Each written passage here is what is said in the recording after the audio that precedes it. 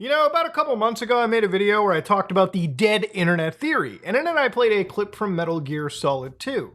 But the dead internet theory is not really so much of a theory as it is actually a statement of fact.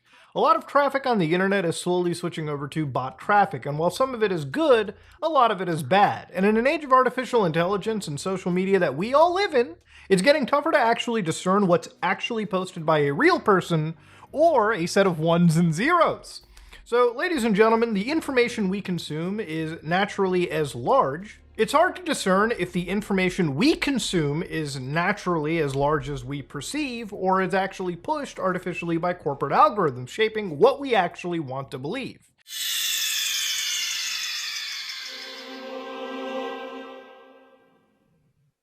Now, obviously, I can't make this video without at least addressing why I took a hiatus a week and a half ago. See, I talk about taking accountability, and one of the accountability things that I want to take is making a video titled Post Next Clarity about a week and a half ago, where, again, I took a matter that I probably should have handled over a phone call privately, and I made it a whole public thing for about, a few hours, and it's one of those things that I should have handled, again, privately, talking to Nux, somebody I worked with for years.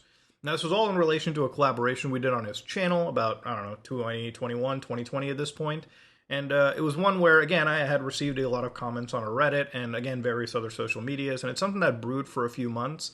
And it caused me to make a pretty bad decision on my channel, which is upload a 39-minute video, which I would say a big chunk of it was really a hit piece on somebody rather than actually addressing things. So at the end of the day, I just wanted to come in and say that really I want to address the serious mistake that I made, which is making that video in the first place. And again, throwing somebody under the bus like that. So again, for this, I just want to say that all these situations have been resolved pretty much in privately between me and Nux and, any party that was really involved in this. And since then, I've taken time off, clearly, and I've talked to a lot of, big industry friends here, like people in this game, people in YouTube. And it was really just that caused me to really have some self-reflection instead of crashing out in public and constantly making videos in a period of serious distress. Not that that discounts, clearly, the mistake that I made. It made me go into some level of, thinking for myself, really mentally assessing where I am. And it caused me to, again, have a bit of a reset. And it's this reset that I want to make videos like this, the one that you're about to watch, in action, not just mumbling words, of content that I want to make in the future. So I want to take accountability for a seriously, fucking shitty video that I made about a week and a half ago. And it's one of those videos where I want to move on past from. I've talked to everyone privately, which I should have in the first place. And yeah, that's pretty much what it comes out to. So ultimately, things have pretty much been resolved, and I don't really think that there's any point addressing this going on into the future. For the people that, have basically not wanting to watch me because of it, I hope I can earn that view back. For the people that want to give me a second chance, I really appreciate it, and I want this video to be an example of the kind of stuff that I want to make going into the future. I read a lot of comments from people diehard in the community, people who want more deep web stuff. Maybe make it a weekly thing, which I've been saying for months now, but obviously when you get caught up in like the whole content drama mill, you do get lost in the sauce. So I want to bring that back weekly, maybe not this week because, this video just came out. But, maybe cover things like virus investigations. Obviously, go back to Linux stuff, which there is a lot to talk about there. Gaming, a lot to talk about there. We just had the Crazy Game Awards. And if I want to talk about trending stuff, I think I should really stay in my lane and my field of expertise and cover crazy stuff like Scam 2, which both of us went offline at the same time, and only one of us has been back so far. And of course, beyond all of that, I definitely want to talk about alien stuff for sure, because it is a passion of mine, and I think I really should be tapping more into the passions that I have. That's been a pretty common theme talking with my friend group. But ultimately, ladies and gentlemen, I want to end this off over here. I want to take accountability for that shitty video that I made, and I want to move on forward, and I've resolved everything privately, as I should have. And ultimately, at the end of the day, I want to get back to content that I think ultimately provides more positivity in the world rather than regurgitating negative, pointless, meaningless drama, which does well in the short term, but is not good for your channel going forward. And yeah, I just want to take this time to, again, apologize to my community, take accountability, and make content that realistically a lot of the people that watch me for the longest time have been around for, that have basically been starving. But, hopefully I can earn your trust and earn some level of admiration back. If not, that's cool. If so, awesome. But that being said, let's get to Metal Gear Solid 2 and how the internet died. Even going beyond what's real and what isn't in terms of virality, it's hard nowadays to witness things like an election cycle and even believe what is real or what isn't real. A country could vote one way and social media would have you believe it would be the exact opposite if all you spent was scrolling through feeds. With more bad traffic and bot traffic growing on the internet as every single day passes, less humans are utilizing what appears to be an internet that's not only slowly dying, but one where even considering what's real and what isn't is actually a question. What's true? Are there many truths? Or is everything we consume an actual lie? What's human and what isn't?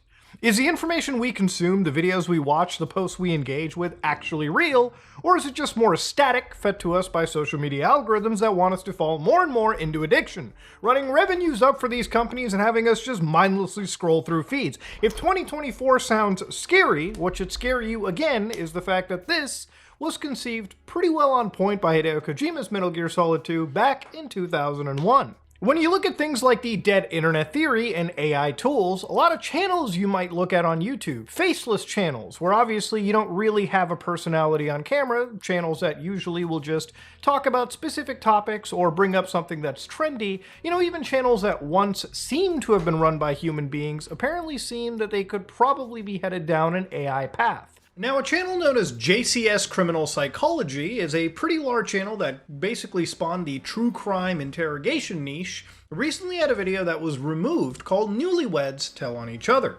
Now, this is a 53-minute video, and the reason why it was removed was apparently, from what I understand, due to backlash regarding artificial intelligence. And it takes effectively anybody that knows anything about AI about maybe 5 seconds to really identify.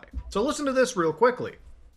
Behold, the sacred union that unites two souls into a lifelong journey. On the 2nd of December of 2017, Amelia and Joshua got married. Yeah, the narration clearly has a cadence that doesn't really seem to belong to a human being. It's actually something that appears to be entirely generated by AI.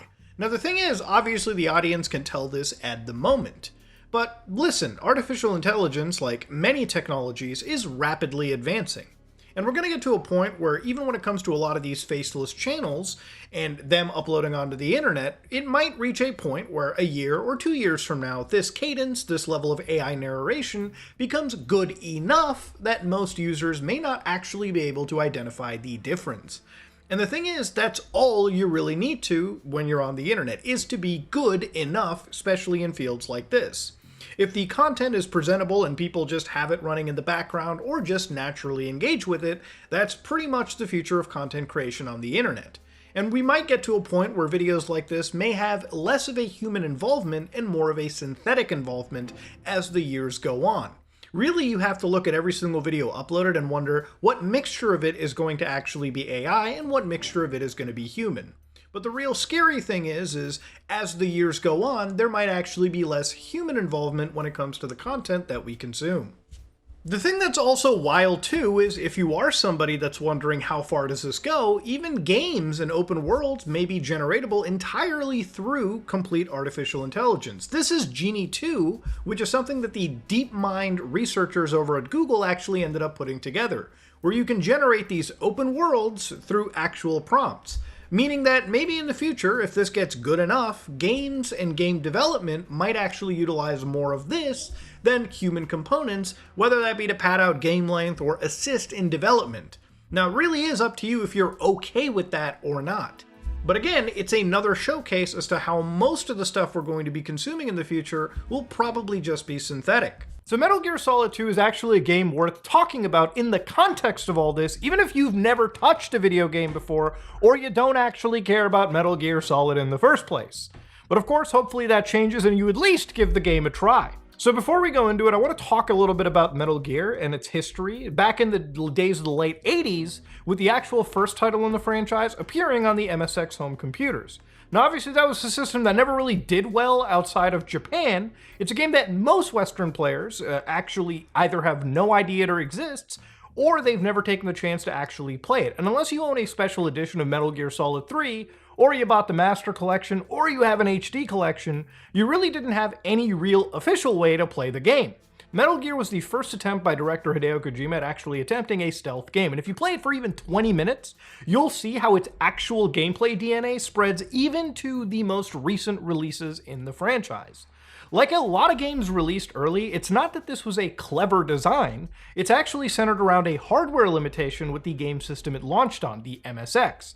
At the time, Metal Gear was a game that Hideo Kojima wanted to be kind of like an action title, but when it turned out the MSX could only handle a certain amount of characters on screen, surely not even enough for action gameplay, this massive performance issue caused Hideo Kojima to actually look at maybe making the game centered around something known as stealth action.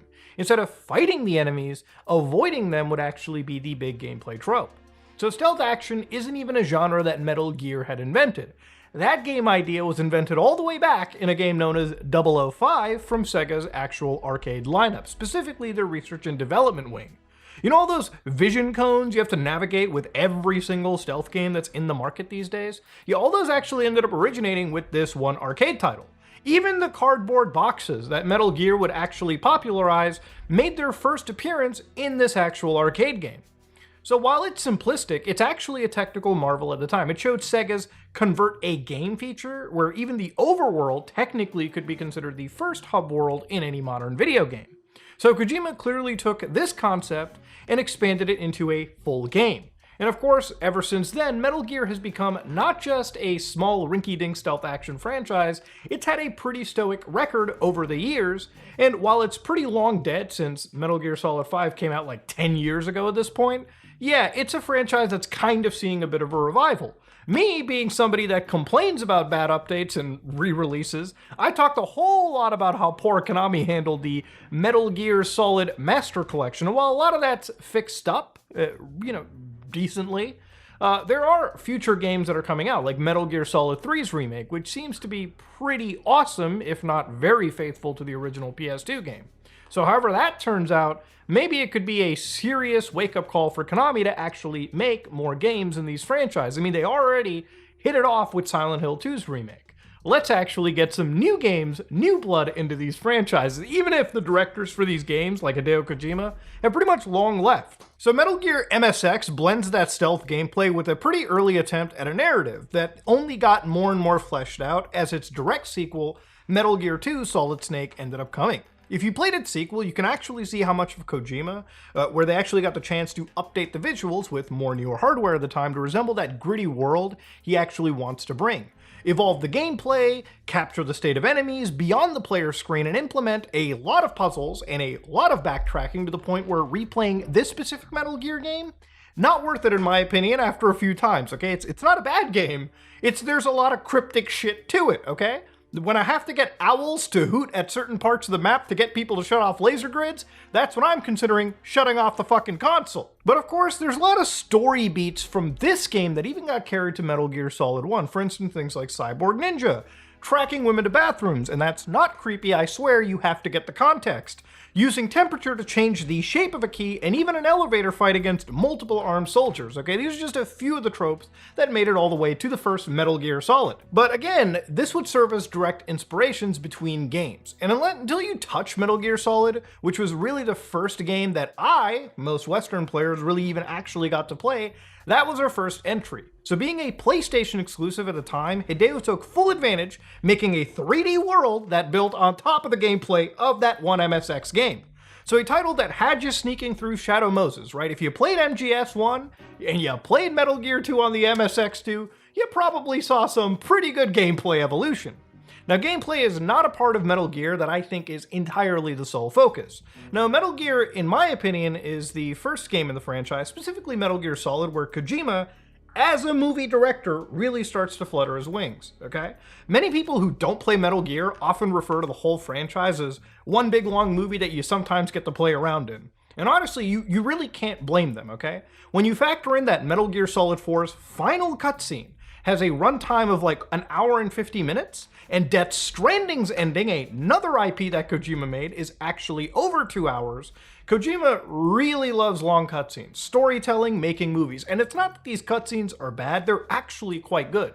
It's just that, obviously, for a video game franchise, the narrative is a pretty strong focus. The cinematography is a strong focus. And honestly, the cutscenes and the voice acting even are so good that even back in the days of the PlayStation 1, for an era where voice acting was usually an afterthought, the performances by David Hayter, Jennifer Hale, and other various popular actors were so good because they actually gave a shit that it ended up putting the story just a far cut above the other stories at the time. You know, this wasn't just a video game that was a video game that people looked at because it was just a kid thing.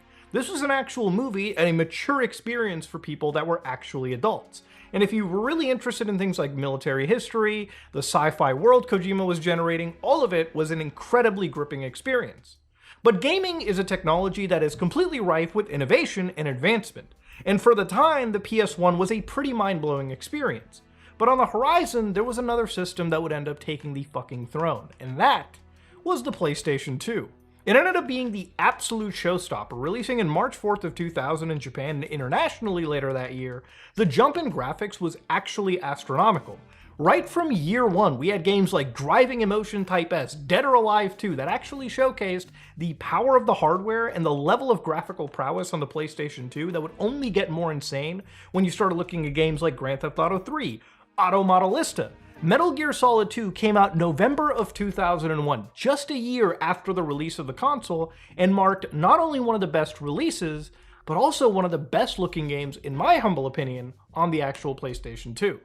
Now, I started this video talking about how Metal Gear Solid 2 predicts the future we live in today.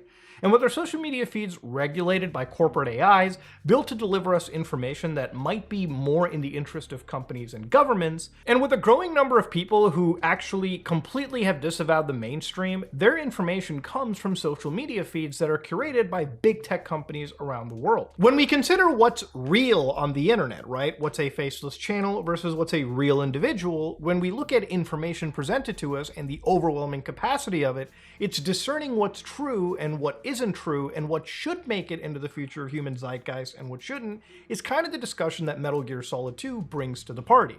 So for now, let's kind of pull back and kind of talk more about this game. E3 2000 comes and Metal Gear Solid 2 is the first game shown to the public, the first actual showing in this 9-minute trailer highlighting not just the game's visuals, but advanced weather effects, wind, AI, and actually things reacting to the world. Shadow casting, the artificial intelligence literally clearing rooms with military tactics, all to effectively highlight just how advanced sneaking would be in the PlayStation 2 era. And of course it was filled with all of the cinematic design we've come to expect from Hideo Kojima as well. Now if you thought hype would be at an all-time high, you'd absolutely be right. Remember, for people going from the PlayStation 1 to the 2, games like Metal Gear Solid 2 were probably a strong reason that you would consider actually upgrading the hardware. Tons of people saw that E3 trailer and they actually thought it was way too good to be true. And you can't blame gamers, okay? Being a little skeptical of bullshottery, which is something that goes on to this day, all that actually changed when Hideo Kojima actually released a playable demo alongside a game known as Zone of the Enders. Now, I've played this a long time ago, but I actually managed to put it through again, and I wanted to see something here and see just how much of the demo made it to the final game. And I'm glad to say that gamers really had to eat their words. The trial version of Metal Gear Solid 2 actually holds up pretty well to that E3 demo. And while a lot of games don't get many demos these days to prove their marketing materials are not complete bullshit, Metal Gear Solid 2 hands down walks away leaving at least any gamer skeptical completely satisfied. The demo effectively takes place all the way from the beginning of the tanker chapter all the way to the Olga fight in the main game. And as soon as you actually fire it up, you get this beautiful 3D render of the George Washington Bridge.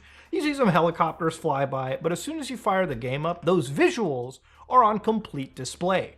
Nothing really feels like a downgrade into the final title. Nothing was overbilled. What Kojima showed at E3 made it to the final product as far as all things considered. And remember, this is the same company, Konami, that brought Silent Hill 2 to the PlayStation 2 as well. So they were actually firing on pretty much every cylinder, using all the resources they had on display to push each of these games to their max zenith at the time. MGS2's AI, gameplay systems, and early weapons are pretty much on full display. Key differences was basically the game wasn't really denoting whether each vision... So one thing about the final release of Metal Gear Solid 2 was obviously the controversy around its marketing, right? So up until this point, if you're a Metal Gear gamer, you probably want to play Snake the entire way through. And every single footage that I've shown you up until now pretty much shows that Snake is, in fact, the main character of the game. Well, the trailer and marketing materials certainly did not show any other character but Solid Snake. And of course, that's pretty standard. It's something you'd expect from a sequel to one of the best PlayStation 1 games of all time.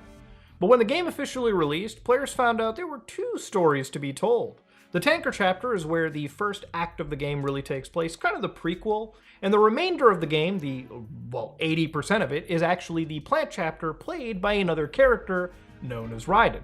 So Snake's total game time in the actual game is around 2 hours, if you're really taking your time. After that, you play an entirely new character, this twink named Raiden. Now, of course, where in the promotional materials was Raiden? Oh, yeah, nowhere. This, ladies and gentlemen, was a bait and switch. So it's not shocking that gamers got a little bit pissed off not being able to play Solid Snake and instead play as this total rookie the entire time. But Metal Gear Solid 2 presents its story in a way where you have to really play through the eyes of somebody that is actually pretty much a brand new person to this universe. Remember, Snake is somebody that is jaded. He's lived an entire life. He's seen this reality that is the Metal Gear universe. But for somebody like Raiden, who is effectively trained entirely in virtual reality, this is kind of his first time dealing with the events of this universe. So while the player, you and I, are kind of like in Snake's shoes, where we can actually see the world around us, Raiden is a bit newer to the story, and it actually plays pretty well into the entire game. Yeah, but when it turns out the majority of the game's runtime by a large margin was this guy, even the game's title cover at the time had no mention of Raiden. Hell, even the game's in-game title screen had no idea of Raiden until it actually changed once you beat the game. So one classic forum thread I found from back in 2002 actually had some pretty choice bangers. For instance, one of my favorite is, he looks gay. Yeah, Raiden sucks big sweaty balls. Beyond the homophobia, for sure, Raiden was absolutely one of the most controversial aspects of Metal Gear Solid 2. Remember, this was out of nowhere. People expected to play as Solid Snake after Metal Gear Solid 1. I guess it's kind of like, imagine playing Halo 2 and after Cairo Station, not playing as Master Chief, but instead playing as a rookie soldier, occasionally interacting with Master Chief throughout the game. Obviously, if you're a gamer, you probably want to play the character that you fell in love with. And Raiden really did come out of nowhere. They never talked about it in the promotional material. There's this one article that I found from November 2009 where they were talking about controversial games and dealing with fan backlash. And this is from like industry gamers, okay? So again, reading into it, they basically said MGS2 has one of the most philosophical, existential, and postmodern plots in any game you'll play. But the more you go down into it, they say the worst reaction was for Raiden, taking the place of acclaimed hero Solid Snake. For most of the game was a blonde, effeminate, and far less confident hero whose real name was Jack. So the reality of this is to get into this whole discussion without really spoiling the game at the moment, the way that I feel you have to understand Metal Gear Solid 2 is if you have prior knowledge of the series, meaning you played Metal Gear Solid 1 at least, but Raiden is a character that does not know anything in the actual universe. And his reactions and relationships with the various characters who actually do know about the previous stuff in the franchise, or they have previous story experience, or have been in the game longer, the veteran characters, that relationship and how it ties into AI control, how it ties into information control and conspiracies, and again, withholding information from even Raiden are really important things, okay? You have to play this game from the perspective of someone that has the knowledge of the previous stories, but the main character directly does not, and that really plays into the finale and the twist of the game. And to remind people too, like, this display of Raiden was actually relatively popular in Japan because they match like the stereotypical manga hero. But obviously for Western audiences, like, yeah, it definitely was a pretty hard sell. And that's one of the reasons why in MGS4 they decided to turn Raiden into a cybernetic ninja. And of course, Metal Gear Rising: Revengeance just goes even beyond that. And that's, again, the character development of Raiden, at least physically, right there. But that's pretty much the extent of what I'm keeping this at. When it comes to bait and switches, Kojima would do this later on with Metal Gear Solid 5. Ground Zeroes would have you play as Big Boss, and Phantom Pain would have you switch to a medic working for Snake's private army 9 years after the events of or after, Ground Zeroes.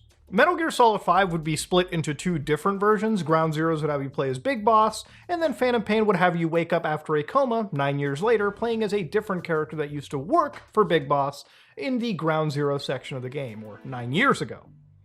Yeah, Kojima loves to fuck around with marketing materials and effectively obfuscate information. He's kind of like the M. Night Shyamalama Ding Dong of game development. But aside from Raiden, Metal Gear Solid 2 was definitely a lot heavier with the cutscenes.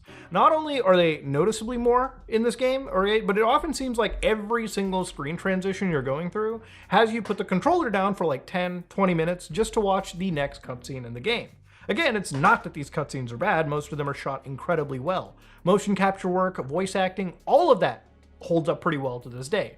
It's just the cutscene to gameplay ratio makes Metal Gear Solid 4 look more reasonably sane, and that game was pretty wild when it came to how much I had to put the controller down to witness movie time.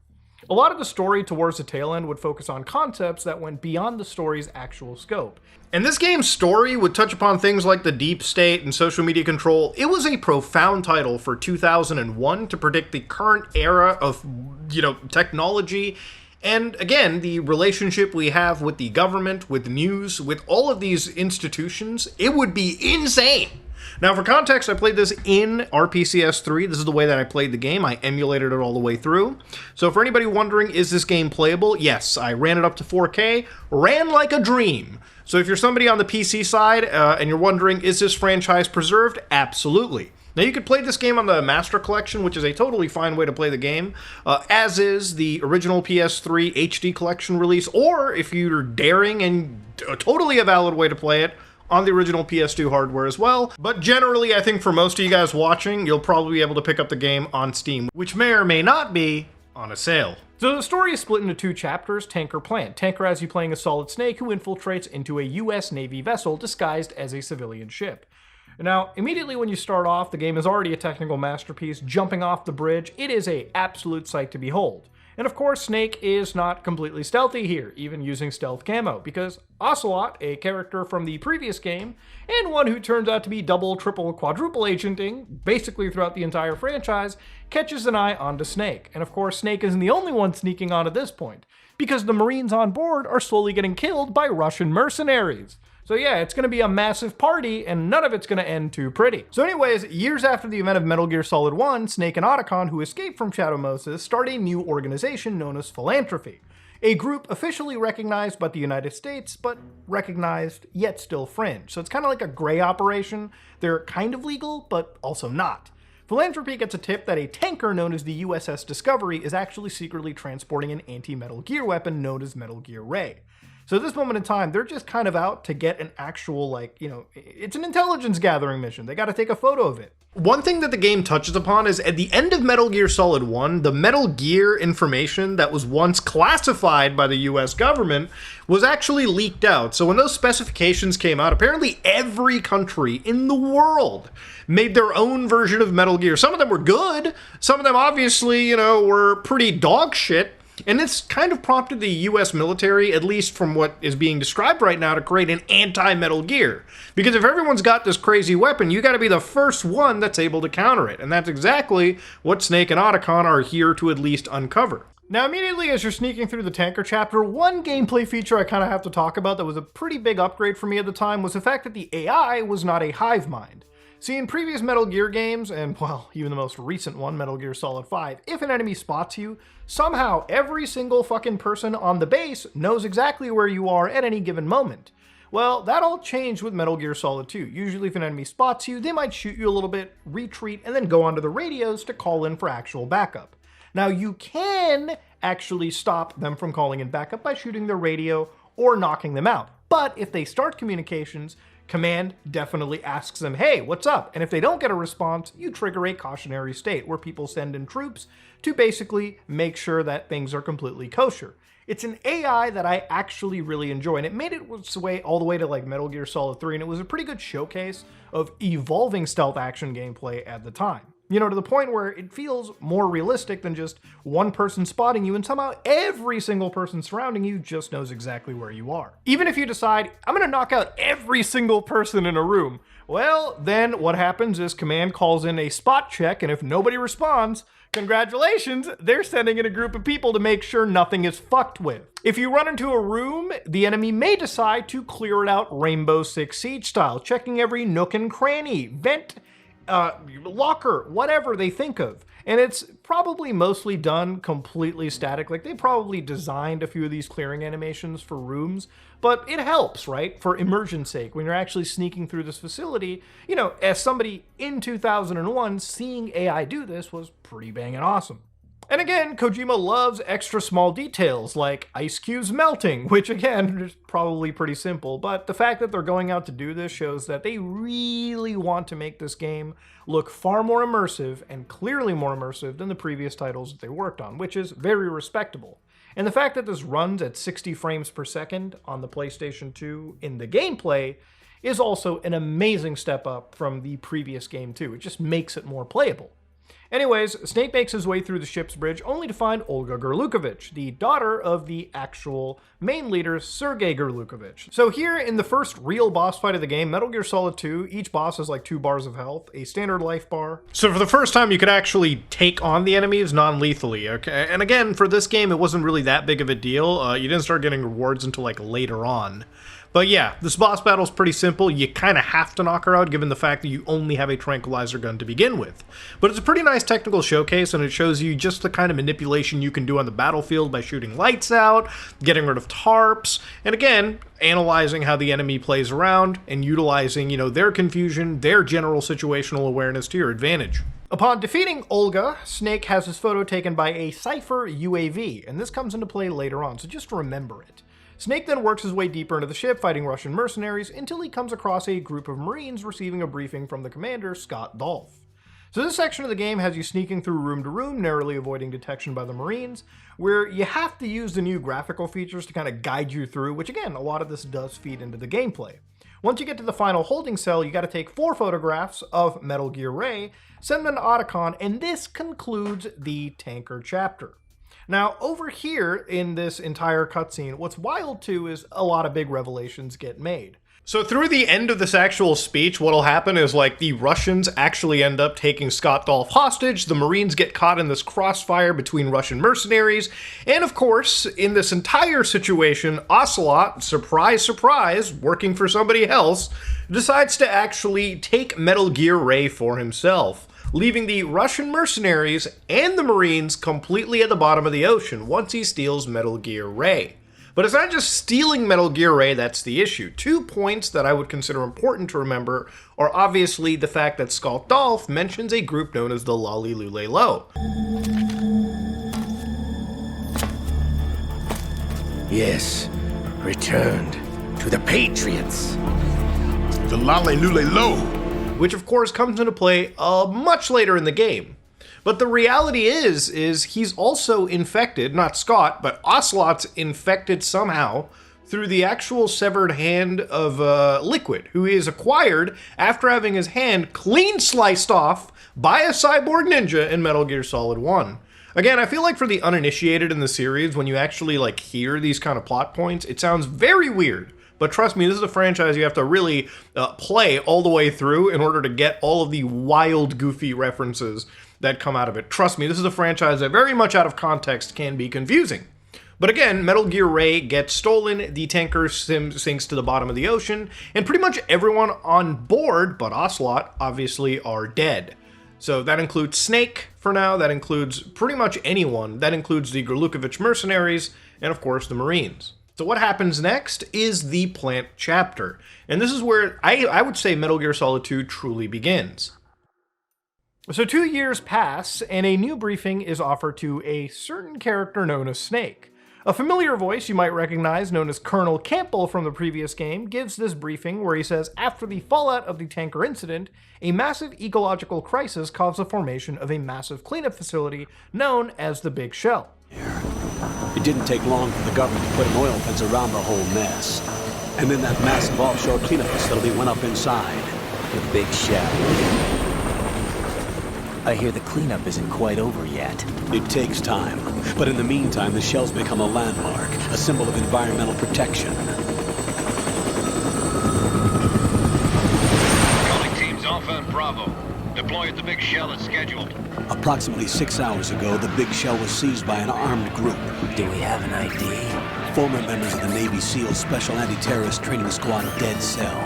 Russian private army members may also be involved. It's a highly trained group, and they have the big shell under complete control. Here you get introduced to, again, Snake, a member of the newly reinstated foxhound.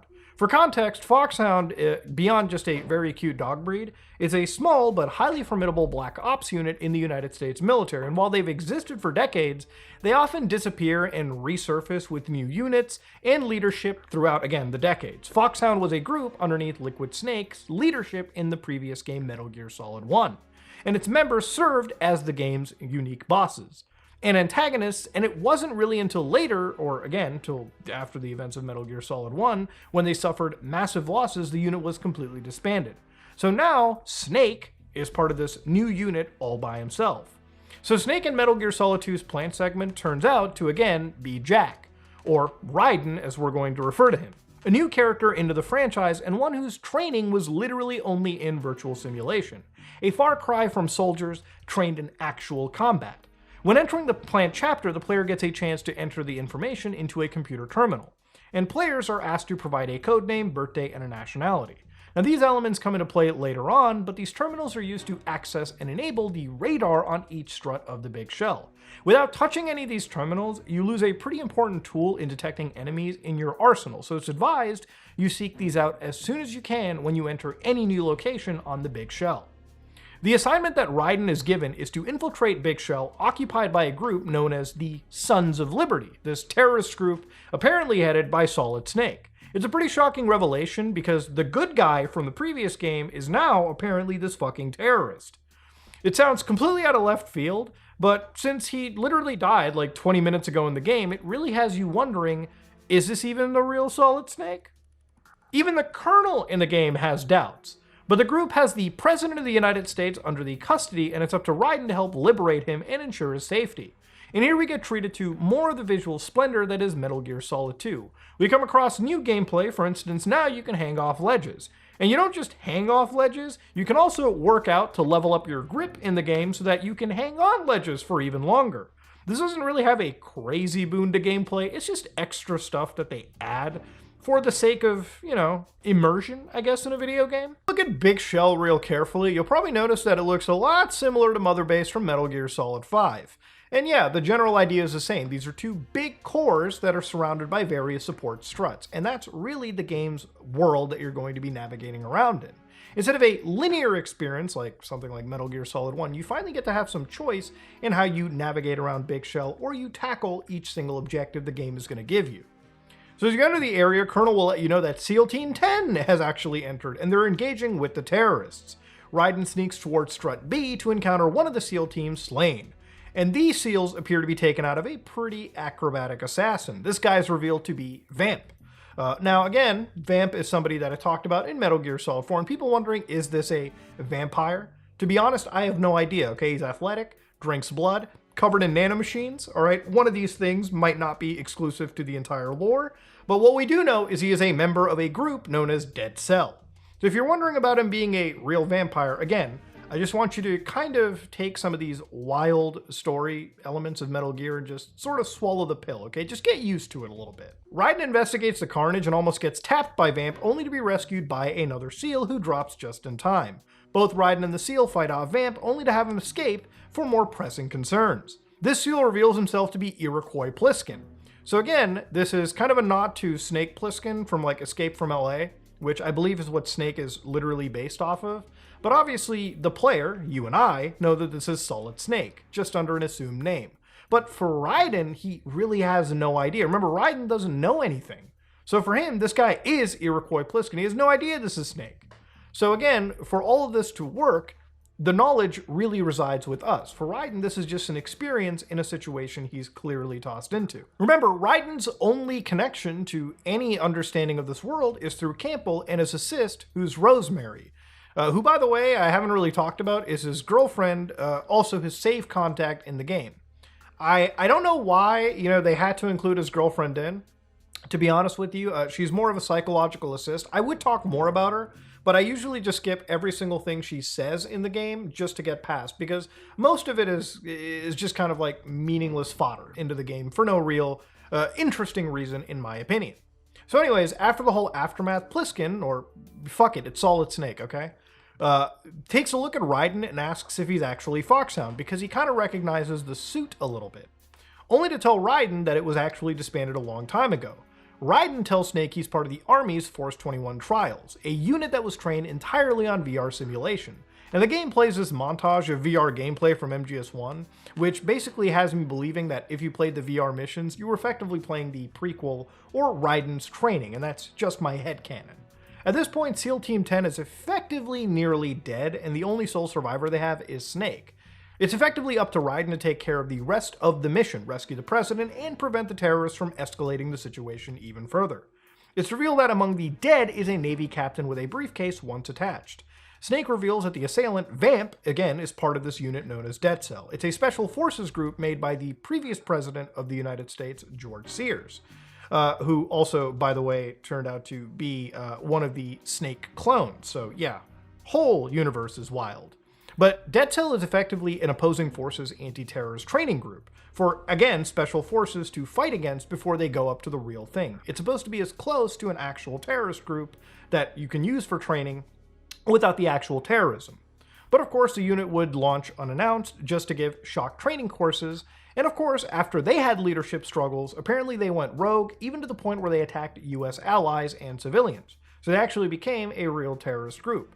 Snake reveals that the terrorist leader has actually been stealing his name because he literally had died years ago. But Raiden doesn't know this. Remember, he's talking to Iroquois Pliskin. And at this moment, you head to the SEALs at the BC Connecting Bridge. And over here, the SEALs engage another member of Dead Cell, known as Fortune, whose ability is that she dodges bullets.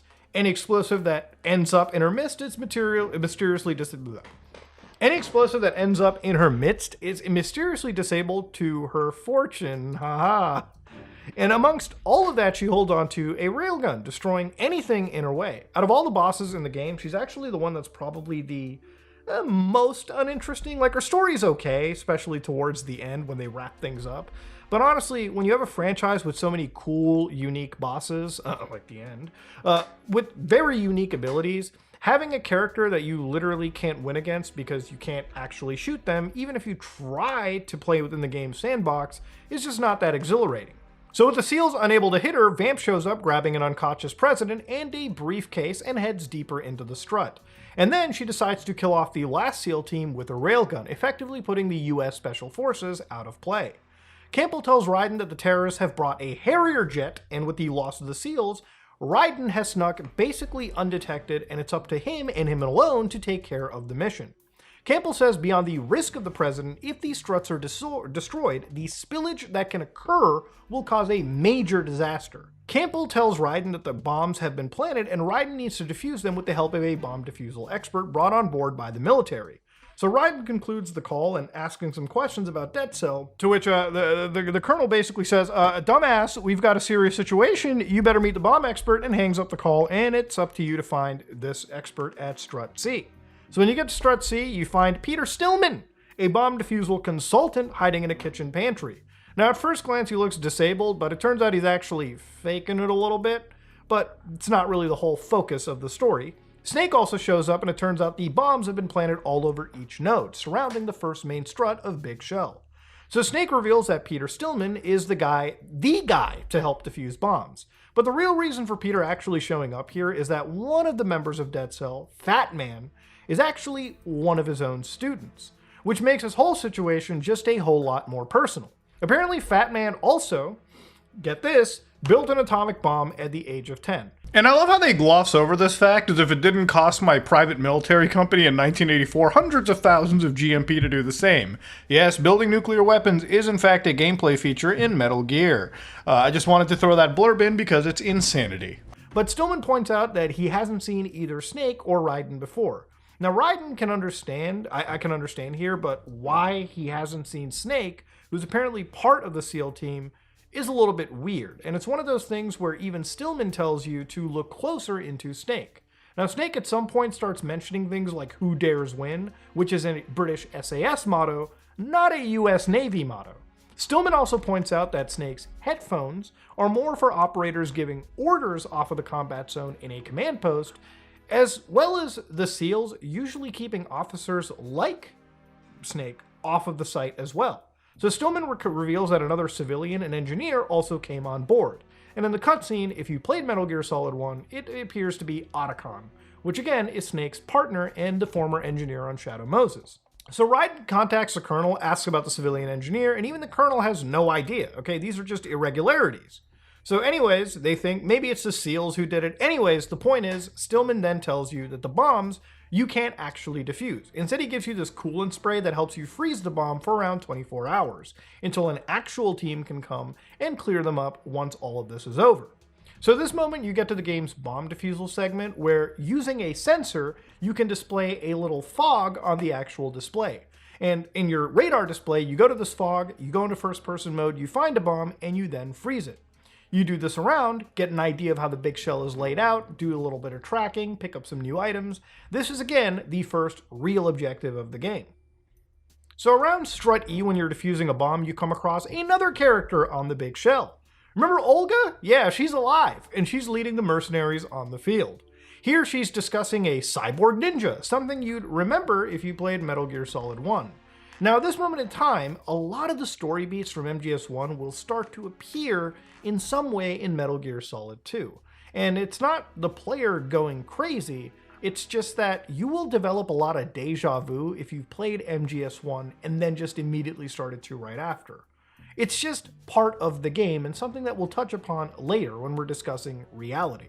I mean, the fact that we have Colonel Campbell in our ears talking doesn't help quell any of these similarities from showing up. But having my character initially referred to as Solid Snake, going after a group of armed terrorists holding the country hostage with the threat of nuclear Armageddon, has me questioning just how much of this game is a direct copy of Metal Gear Solid 1.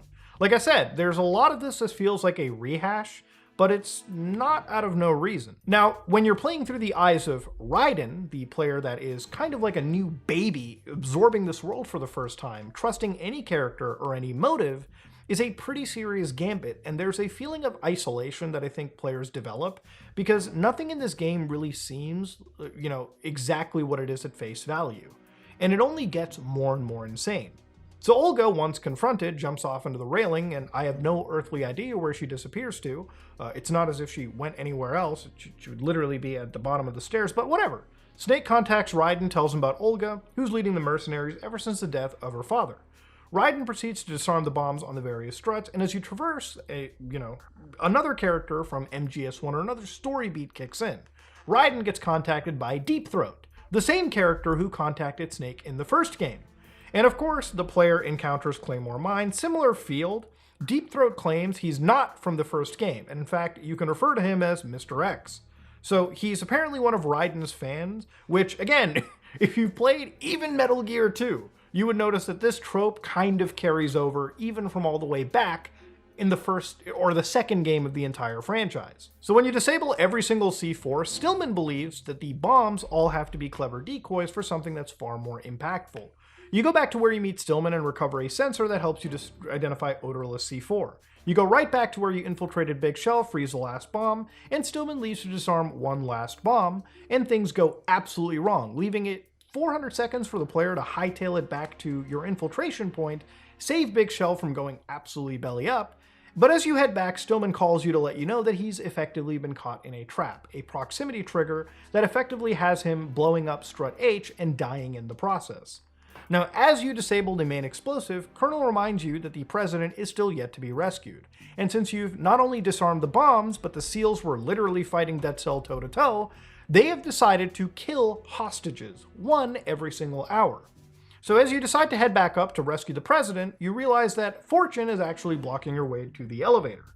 Now the thing about this fight is, again, like I said earlier, her fight is not really a fight. This is a boss battle that pretty much has you rolling back and forth, dodging railgun shots, just to effectively get past this section to make it to the actual fight, Fatman. Now the thing about this is, the reason I don't like this fight is even if you use, things like chaff grenades, which if you have knowledge of the ending of this game, should in theory help you, at least somewhat in fighting her.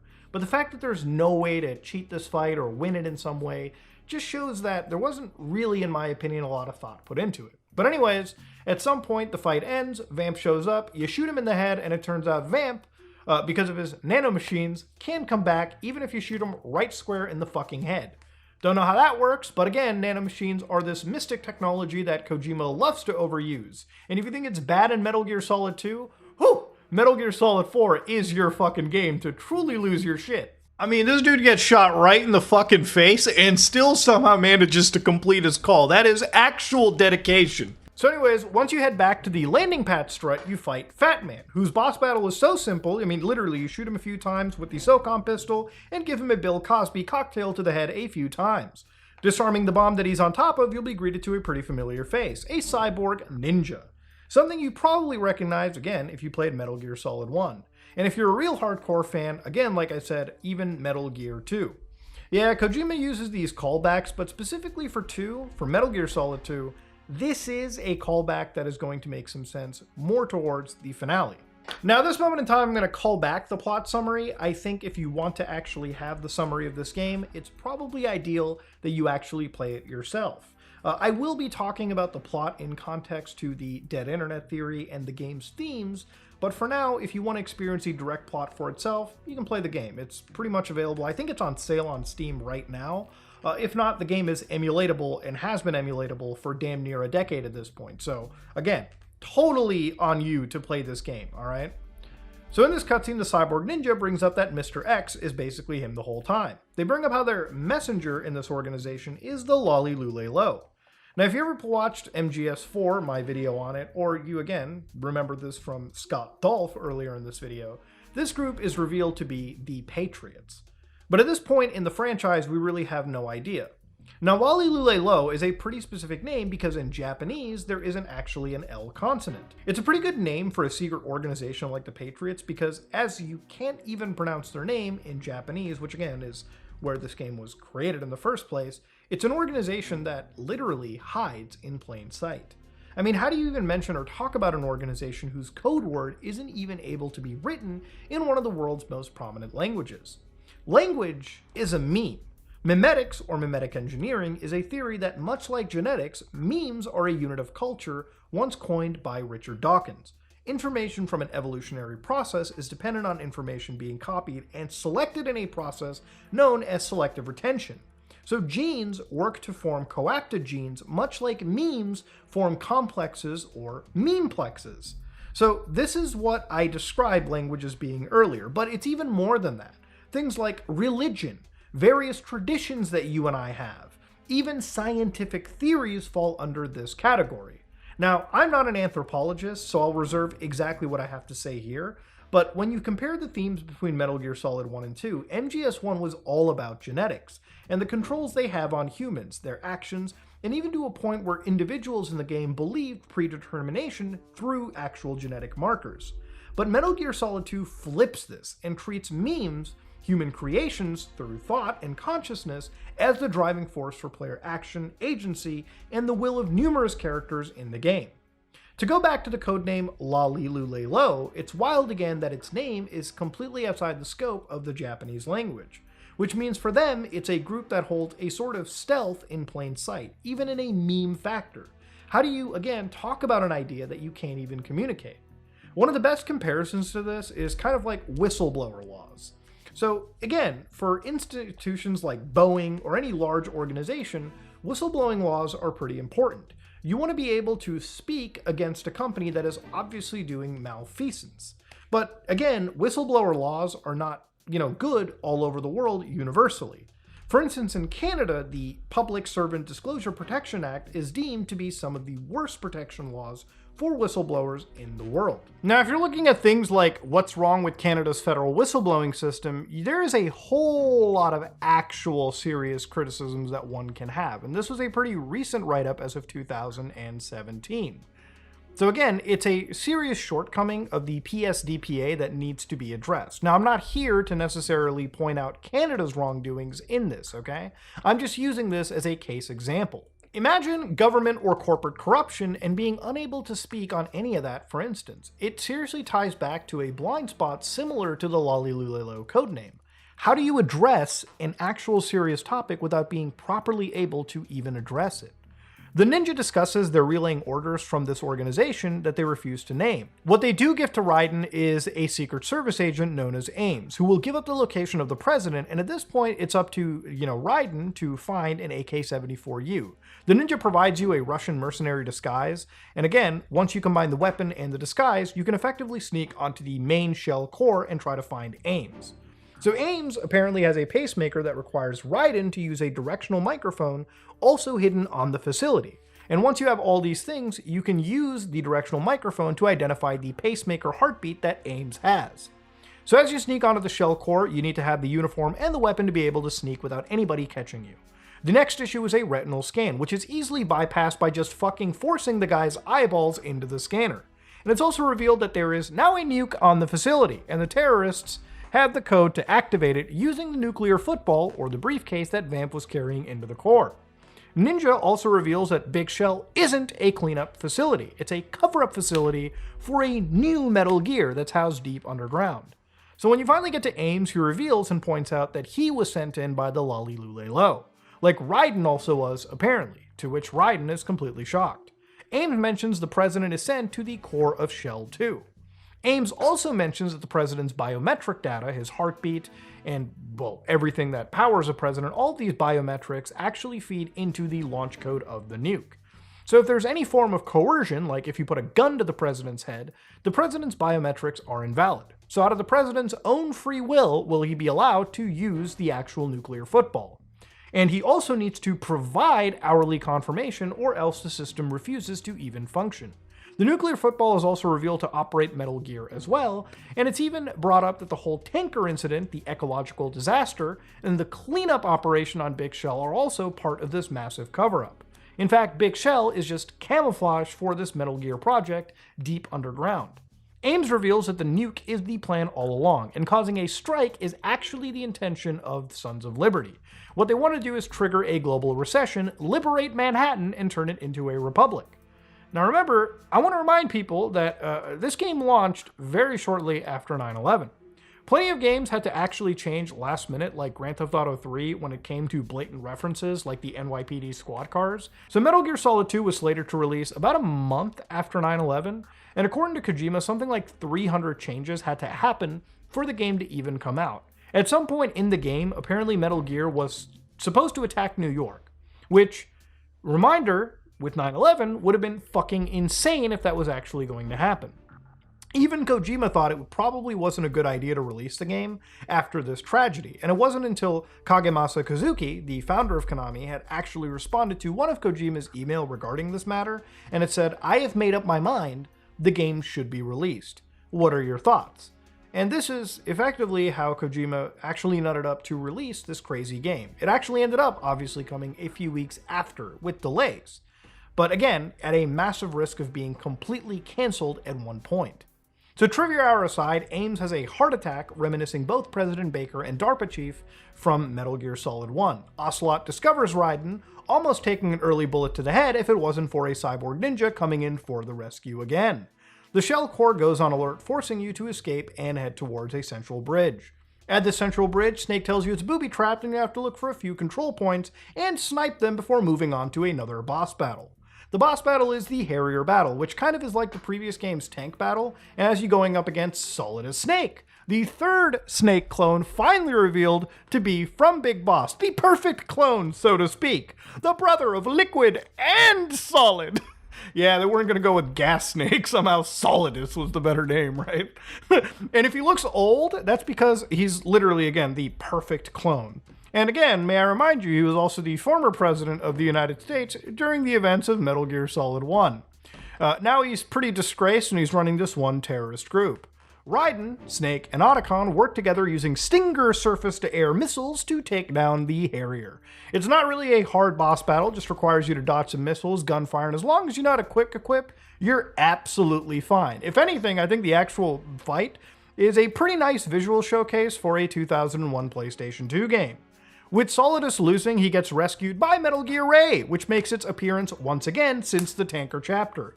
And here, Snake explains even more about the current predicament.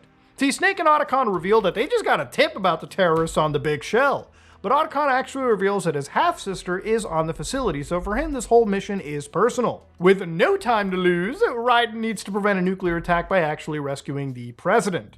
In the aftermath of the Harrier fight, you gotta do some minor platforming and careful maneuvering to make your way to the other half of Big Shell. And once here, you reach the Shell 2 core, you come across Olga sharing her doubts about Ocelot. So before you rescue the president, you have to actually kill the electrified floor leading up to him, in a manner similar to, once again, Metal Gear Solid 1. So you have to take a floor below to a flooded section of Big Shell. And this is where swimming gets introduced very briefly into the franchise. And while the sequence is short, I want to remind people I hate water level. I don't really understand the point in a lot of these games, especially Metal Gear Solid 2, where the water levels are effectively 15 minutes of actual gameplay. They really serve as more of a hindrance. Like, you play any platformer, and it's actually the levels I think people hate the fucking most. It's like a monkey wrench in the form of perfectly good movement systems that you've basically been playing for hours on end. That said, it's really not the worst, like, provided that there's some fucking mines that you have to dodge. You have to go down for a little bit, find a Nikita launcher, and shoot a remote-controlled missile through a vent, navigate it a bit, and hope to God the president isn't fucking dumb enough to run into the actual missile. Which can happen, even though the missile runs at 2 miles an hour, and there's no reason why somebody like him shouldn't just fucking kneel to the ground. So upon meeting the president, he reveals the country is not controlled by him, or even people, but rather a shadowy organization known as the Patriots. President Johnson tells Raiden he's expected him to be an assassin for, again, him betraying the Patriots. And after a little bit of a he tells us to switch to nanocommunications. Yeah, I don't know if I'm going to be able to talk to a guy who just grabbed my package a second before, but sure, Raiden, I guess. So Johnson admits to Raiden that he's actually put the launch codes in his own free will, and in fact, all he wanted was to seek power. Johnson reveals that being even the president of the free world, he really has no power. It's all just a figurative job that's given to him by the Patriots. Wouldn't quite put it that way. I wanted power. They sought destruction. But why stoop to terrorism? I wanted absolute power. But you're the president. You have power. No, I'm just a figurehead. What? I don't have any control. The real power is in the Patriots' hands. The Patriots? The truth behind this country. I'm not surprised you've never heard of them. Very few are aware of their existence, even among those with code word clearance. Huh? Politics, the military, the economy, they control it all. They even choose who becomes president. Putting it simply, the Patriots rule this country. No. Hard to believe, isn't it? But it's the truth. The space defense, income tax reduction, and national missile defense programs. Every policy that's been credited to me was actually done according to their instructions. Space defense was initiated by Congress. That's what the Patriots want the country to believe. It's all a show. Democracy is just a filler for textbooks. Think about it. Do you actually believe that public opinion influences the government? No. This country is shaped and controlled as the Patriots see fit. The people are shown what they want to believe. What you call government is actually a well-staged production aimed at satisfying the public. Huh? Don't look at me like that. I'm legally sane, you know. It's not your sanity that worries me. The Patriots. Even I don't know who the actual members are. Are they financial, political, or military leaders? No one knows who the Patriots really are. Even my instructions come from a cutout. All I've been told is that every key decision is made by a group of 12 men, known as the Wise Men's Committee. Your office? The White House? Merely puppets, pawns in a game. By pledging my loyalty, an insignificant son of a senator was awarded the presidency. Of course, that wasn't the only price I had to pay. What do you mean? Even if a pawn becomes a queen, it is still just a playing piece. I wanted to leave my own mark in history, but my ambitions were... You'll understand someday. I wished to be a member of the Patriots. I wanted to wield the power of a king instead of being an expendable pawn. And that justifies acts of terrorism? Yes. I'd intended to use the new Metal Gear as a bargaining chip. Bargaining chip? But I underestimated Solidus. He actually wants to challenge the Patriots, even if it means the destruction of the world. What are you saying? Whether you believe it or not, the balance of power rests in the hands of the Patriots. They regulate the country's various interests through controlled presentation, staging a drama that is palatable to the general masses. Can you imagine what would happen if they ceased to function? Picture a massive political vacuum, a space that every powermonger will try to fill for their own greedy ends. I'm talking about an unregulated power struggle, panic, civil war, chaos. Like it or not, the Patriots is an organization that must continue to exist. So you changed your mind because you wanted to avoid global chaos. Exactly. So yeah, you have a group of the Patriots that control every aspect of the country. The president who wanted power ends up betraying them only to realize that they need the Patriots to ensure some level of safety and security for a country, if not the world, to operate. And this is a pretty big bombshell that not only continues to snowball into the next canonical entry in the franchise, public opinion doesn't matter, and democracy is nothing but a drama that people consume only to be blinded by the truth. Arsenal Gear. That's the code name for the new Metal Gear. Arsenal? That's right. Arsenal. We're talking about an impregnable fortress carrying a load of over a couple of thousand missiles, including nuclear warheads, all protected by a horde of mass-produced Metal Gear Ray units. Mass-produced? The Ray unit was originally designed for the Marines to be used as a countermeasure against the Metal Gear variations throughout the world. The Patriots had Ray redesigned to protect the new Arsenal Gear. So now anti-Metal Gears are guarding a Metal Gear. Ironic, isn't it? That's not all. Arsenal Gear has full access to the military's tactical network, giving it the ability to exercise absolute control over our nation's armed forces, not to mention our nuclear armament. In short, Arsenal was created to be the core of our country. What kind of idiotic weapon? Weapon? No. You're not seeing the full picture. Arsenal Gear is more than just a military tool. It is a means to preserve the world as it is. It will establish a new form of control. The Patriots will use it to keep their place as the country's true rulers. Right now, they feel pressured and threatened. By what?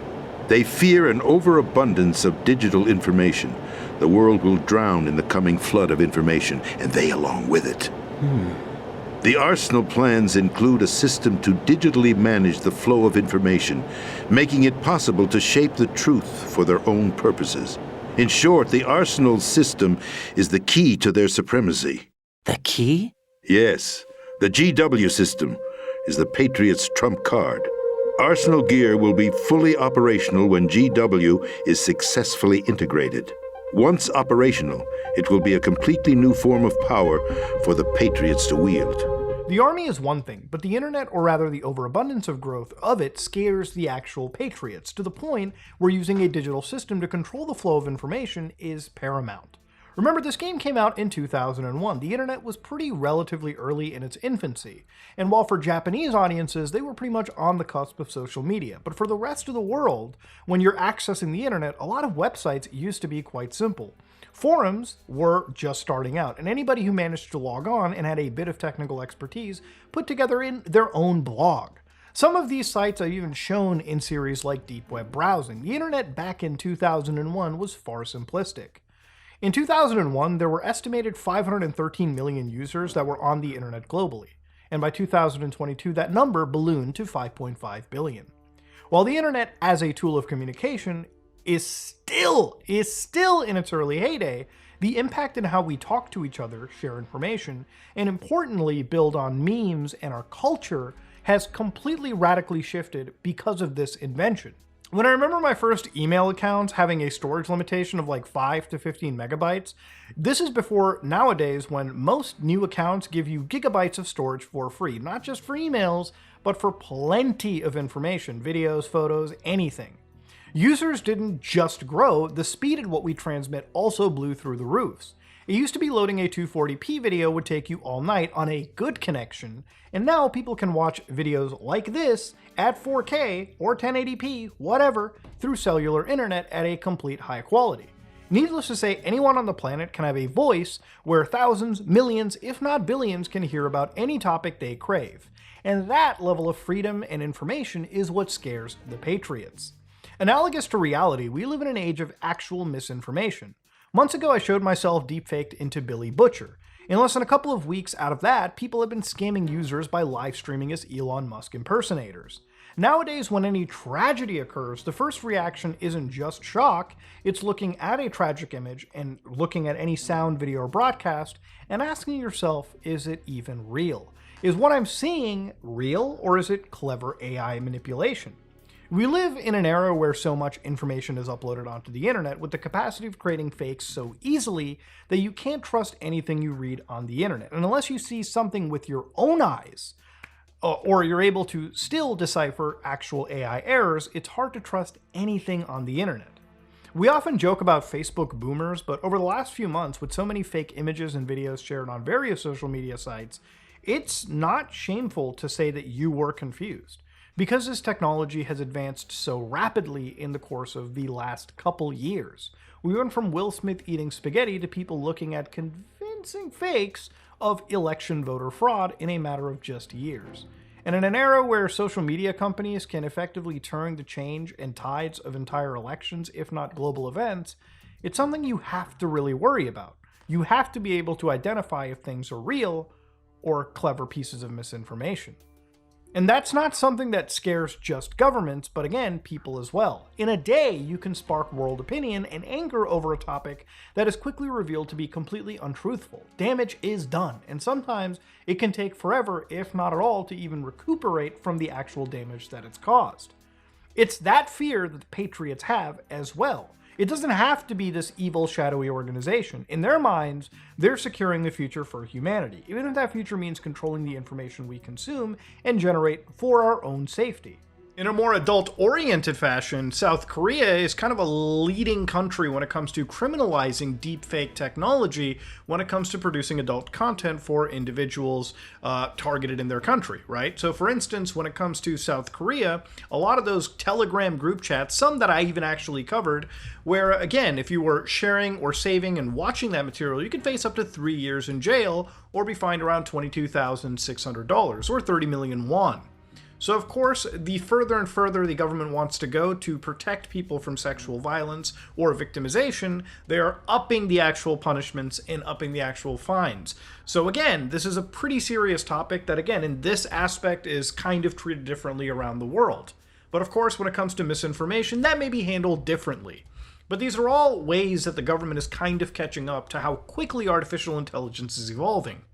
The thing is, in our world, we don't have a Patriots group, as far as I know. But in the Metal Gear world, all of this was already planned ahead. The president reveals that Raiden needs to find Emma Emmerich, Otacon's mentioned sister, and discuss how to stop this takeover, as she's the system engineer of the GWAI cluster. Once the president spills the beans, he asks Raiden to kill him, before the final check for his ID for the nuclear strike. Ocelot comes in and does the job instead. President Johnson dies and says, without free will, there actually isn't a difference between rebellion and submission. And that is something that I think anyone can agree with. Snake reveals he knew about Arsenal gear and Raiden the whole time, and Raiden is shocked at why he was never told this, and Snake just says, you never asked, fucking dickbag. Snake describes that 2 years ago, he was actually framed on the tanker. Remember that UAV that snapped a photo of him? Yeah, that was actually used to frame Snake for the tanker disaster as an environmental terrorist. The smearing of Snake and Otacon was a careful plan to stop their anti-Metal Gear activities at the time. Snake was a hero since Shadow Moses, and that's not something the Patriots were okay with. To prevent any opposition to them, they wanted to prove they'll destroy anyone professionally who stands in their way. The Patriots ended up attacking a dummy tanker to steal Metal Gear Ray, and they sent a new tanker just to destroy to set up the cause for the Big Shell environmental disaster cleanup. Everyone on that tanker was actually just an unwilling pawn used by the Patriots to further their own agenda, and it really speaks to their actual effectiveness. Otacon tells us Emma's field of expertise is neural artificial intelligence, which explains her working on Arsenal gear and its systems. So here the next step is to rescue Emma, and you gotta go down to the flooded chamber and swim through it until you get to her location in the shell core. On your way, you're gonna end up fighting Vamp, who apparently can sit and walk on water. Fighting him is so easy, since you can actually just cheese him by hanging on a railing, having him slowly walk, and beating the absolute shit out of him until his actual stamina runs out. As you meet Emma, she lets on a bit more about GW and Arsenal gear, and the next session has you doing the most inane babysitting in a game that I've ever played. I've seen people complain and bitch about Ashley from Resident Evil 4, but honestly, like, how bad is that when you can stuff her into a goddamn dumpster as you clear out hordes of actual zombies? Metal Gear Solid 2 is different. Not only do you have to have her swim through sections where oxygen bar is considerably less than Raiden. Why give me 2 oxygen bars when her immediately dissipates within 25% of my actual capacity? Now, of course, once you go back out of water, you also have to hold her hand and walk her through, so it adds extra tedium there. And if you come across any bugs, Emma is absolutely deathly afraid, so you'll have to make sure you use the coolant spray to spray anything away before, Highness over here, the Royal Highness, loses her shit. Anyways, you end up bringing her all the way to this strut fence, where you then have to snipe drones, claymores, and soldiers as she slowly walks her way around to the first half of the big shell. And at this moment in time, Vamp shows up again, grabs her, stabs her, and leaves her for dead. And this triggers the final half of the game, where it gets to that weird point everyone talks about with Metal Gear Solid 2. Now, before Emma's death, she reveals just what GW is. I've got this disk that the president gave me. This disk is supposed to contain a virus that can corrupt Arsenal Gear's operating system. We need you to... This is my program. What? Why did the president give it to you? Huh? Did something happen to the president?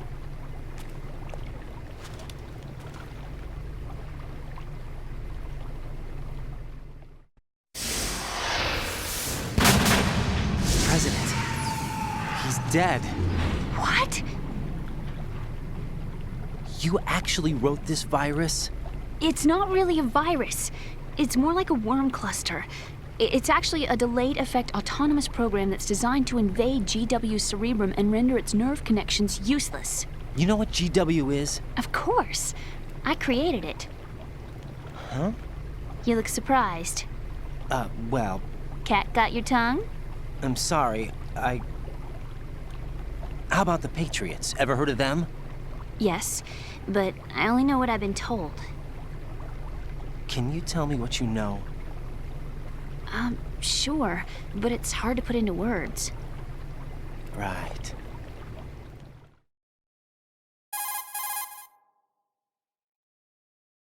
Are you reading me, Emma? Yes, loud and clear. The president said that Arsenal Gear was the Patriots' key to supremacy. That's as good a description as any. What exactly is it? It's a massive data processing system capable of controlling information on a global scale. A data processing system? That's right. The system's a social device for maintaining the Patriots' control. You've lost me. Well, in this day and age, information emerges from every direction and is freely distributed. A variety of information gathered by servers employing the latest in high-speed communication networks and P2P technology is rapidly circulated to individuals. In fact, the speed of this circulation process is accelerating on an almost daily basis. The Patriots seem to be afraid of this development. Apparently, they believe that their role will shift from dominant to dominated. Huh? Let me give you an example. You're aware of Solid Snake's anti-Metal Gear activities, aren't you? Yeah, I know a little about it. Well, that's just a small sample of uncontrolled information. I can guarantee you the Patriots did not want Solid Snake's name publicized. Now, look at it like this. Political scandal, corporate corruption, up until now, the Patriots have managed to keep a lid on these and other self-serving events. But with their existing data processing system, they're no longer able to effectively control the flow of information generated at the individual level. With the newly created system, they can fully regulate digital information. High-level information can be categorized in stages, given clearance levels, and deleted as necessary, never to be seen by the public. By deleting such information, the Patriots can shape the course of history as they see fit. Somebody's bound to catch on. No, the memory capacity, not to mention the lifespan of the average individual, is extremely limited. On the other hand, digital information lasts virtually forever. It doesn't deteriorate. So? The alphabet, 26 letters, right? It could have been 30 letters. What if the 4 deleted letters were controlled by a program? Impossible. It's not. In fact, something similar is already underway. Do you know how many genes exist in an individual? About 30 to 40,000? Right, that's what was announced at the turn of the century, but there's actually 100,000 according to the original theory advanced by the scientific community. Information regarding the remaining 60,000 was suppressed by the Patriots. No. Why? How would you know? Do you know what a gene looks like? Did you count them yourself? There are research organizations. Of course, and their reports have already been subtly altered. They're even beginning to believe the doctored reports. GW is a system that allows the Patriots to decide what will be recorded in tomorrow's history. So what we're talking about is one huge censorship system for deleting information which might be inconvenient to the Patriots. Exactly. The actual physical core for handling the task, GW, is installed in Arsenal. It's the only system in the world with an optic neural AI that has a parallel processing capacity of 980 trillion Hammets. I suppose that being a specialist in neural AI and complex logic played a significant role in your association with the Metal Gear project. That's not the only reason. What do you mean? I guess there are plenty of other reasons. Yes, there are. I understand. Do you? So Arsenal Gear was actually designed to protect the GW system, wasn't it? Yes. It's armed with everything, including nuclear weapons, and is fully equipped with cyber-terrorist countermeasures. Physically and logically, it's the ultimate fortress for housing GW. But is the AI actually capable of controlling everything? No. GW is only the system's core. It's only for deciding what data is stored or deleted. The actual subsystem for executing the task exists within our social structure. What? Do you remember the panic that gripped the computer industry prior to the end of the century? You mean the Y2K problem? That's right. If you recall, our government supplied the world with a countermeasure program, using the internet at full capacity. The program was distributed to every governmental organization, every key facility throughout the world. In addition, the same program was included in an OS application for distribution among the public.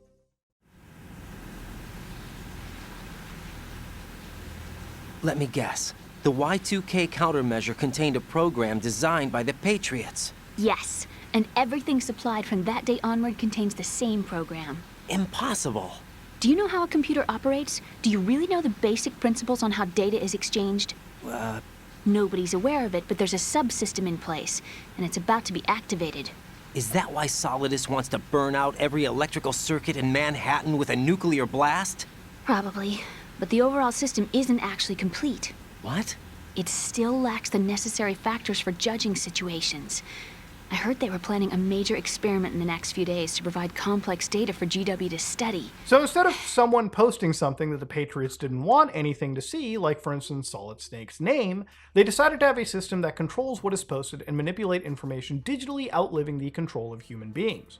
Remember, humans have a finite lifespan. Data, if preserved right, really doesn't. So realistically, the last word anyone gets to have belongs to whatever is printed on digital media. It's kind of true in the sense that life is all one big game of telephone, and the old stories and folklore that we consume were probably initially more grounded in reality, but stretched to its point of complete absurdity as time goes on. There's a lot of stuff in folklore that you could probably find that feels so oddly connected to cultures visibly apart from each other that it really makes you wonder. I mean, I'm not going to say are dragons real, but if the world is talking about them, then maybe. I don't know. Could the alphabet have something like 30 characters? Maybe, if people were alive enough to pass that information on memetically. But Emma's right, digital information outlives anything to do with biological restraints, and as we age, we forget and do interpret things differently. A computer file, not so much. And that's a pretty good point. Emma then touches on Y2K and brings up how the Patriots spread themselves to nearly every computer system as part of a massive patch. Now for Y2K, for anybody that doesn't know about this at the time, we all thought computers were going to go back to the year 1900. The way computer years were stored at the time, at the turn of the millennium, were either in 4 digits or 2, depending on what system you were using. Now if you're looking at 4 digits, it's fine, it's going to go from 1900 to 2000. But if you're looking at 2 digits, all of a sudden you're going from the year 1999 to the year 1900, 00. And people at the time thought that this was going to cause financial distress, destroying, maybe even completely overwriting aspects of history and recorded science or recorded data. It became a point for people to doomsday prep, and in the end, nothing really happened. Most programmers and experts remedied systems to account for that actual date change. And even in countries where virtually nothing was done, there were actually little errors in regards to Y2K. It was just a lot of fear-mongering for people who really didn't know what they were talking about. It's more interesting when you look up and see the impact of other errors similar, like the year 2022 error, where Microsoft Exchange servers operate on this 32-bit system, reaching their maximum value of 2,147,483,647. This caused emails briefly to be stuck in transport queues if those systems weren't updated to mitigate that issue, which again, for most systems, wouldn't really be a problem. Another fun issue is the Unix systems that refuse to update or will crash when Unix time is stored in a signed 32-bit integer, since in January 19, 2038, if these systems remain unupdated, will revert to the date 13 December 1901, also known as the Unix epoch, where time simply rolls over because it's stored in an integer value. If this scares you, it really shouldn't. We found out about this years ago, a long time ago, and any system that would have had an issue has long been patched. However, Em explains that the government distributed patches and orchestrated operating system updates in the universe that allowed the Patriots to gain control of access to every system worldwide. Now obviously, this is where you're going to have to suspend some disbelief. Apparently the Patriots have this global backdoor in everything. And even if Raiden questions it, Emma even asks him, do you even know how computers work? Like, well, what are you trying to say, bro? Like, she clearly tells you, all right, stay in your lane, pal. Now, Emma launches a virus against GW that obviously doesn't kill it, but seriously starts corrupting it the moment you step into Arsenal gear. How do you step into Arsenal gear? Well, you apparently get betrayed by Solid Snake and the ninja who turns out to actually be Olga Gerlukovich. So yeah, it's a weird, again, massive curveball that you get over here. And again, Raiden doesn't really know it at the time because he's basically just been questioning reality up until this point. And you can't really blame the guy when nearly every single person obfuscates information from him. Anyways, he gets completely knocked out, and this triggers the final real section of the game, which is Arsenal gear. And once you get down here, you're stripped of effectively everything, and you'll be tortured reminiscent to how you were tortured in Metal Gear Solid 1. And this is where you meet your dad, Solidus. And in this, you get backstory from Solidus. He actually was your dad, technically, adoptive-wise at least, because Raiden was a child soldier in the Liberian Civil War. And yeah, if you're wondering how this guy was this good so far, it wasn't just virtual reality. I guess it was latent child soldier tactics carried over because he trained from one of the greatest soldiers ever, at least the perfect clone of Big Boss. So yeah, this is a father-son relationship now. And, you know, Raiden has, I guess, a bit of veteran status, much like everyone else, even though the player up until now didn't really know it. But obviously, this all turns out to just be a little ruse set up by Olga and Snake to get you onto Arsenal gear. And she'll end up freeing you, and at this moment, you'll be completely naked. Anyways, to move on forward, since Arsenal gear, or rather GW, has been hit with malware the likes that Virus Investigations hasn't even seen before, Raiden starts encountering some really weird shit. And this is where the game gets some weird fourth wall breaks. Now, fourth wall breaks aren't new to the Metal Gear franchise. You know, if you played the older games, there's a good chance that, at times, the game has told you to shut off the console, or do something outside the scope of what the game should know. Remember when Psycho Mantis was reading your memory cards? Yeah. Or when they tell you that they can control your world, and they really just vibrate your controller? These are nice cheeks and nods. But in Metal Gear Solid 2, it goes beyond it. So Raiden recalls he's never actually seen the Colonel in person. And if you're paying attention, his codec image starts to glitch up. Even the audio indicates that their sky may not be all the way there. Now, as you sneak through Arsenal's jejunum, how do they name these? You'll get a bunch more codec calls, and the kernel tells you to kill the game's console power completely, telling you that it is in fact a game.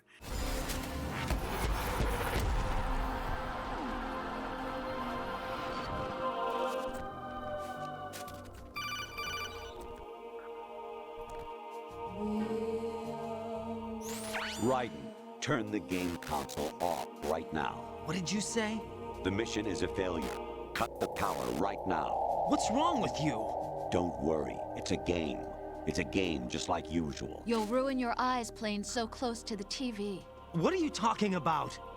Raiden, something happened to me last Thursday when I was driving home. I had a couple of miles to go. I looked up and saw a glowing orange object in the sky to the east. It was moving very irregularly. Suddenly, there was intense light all around me. And when I came to, I was home. What do you think happened to me? Huh?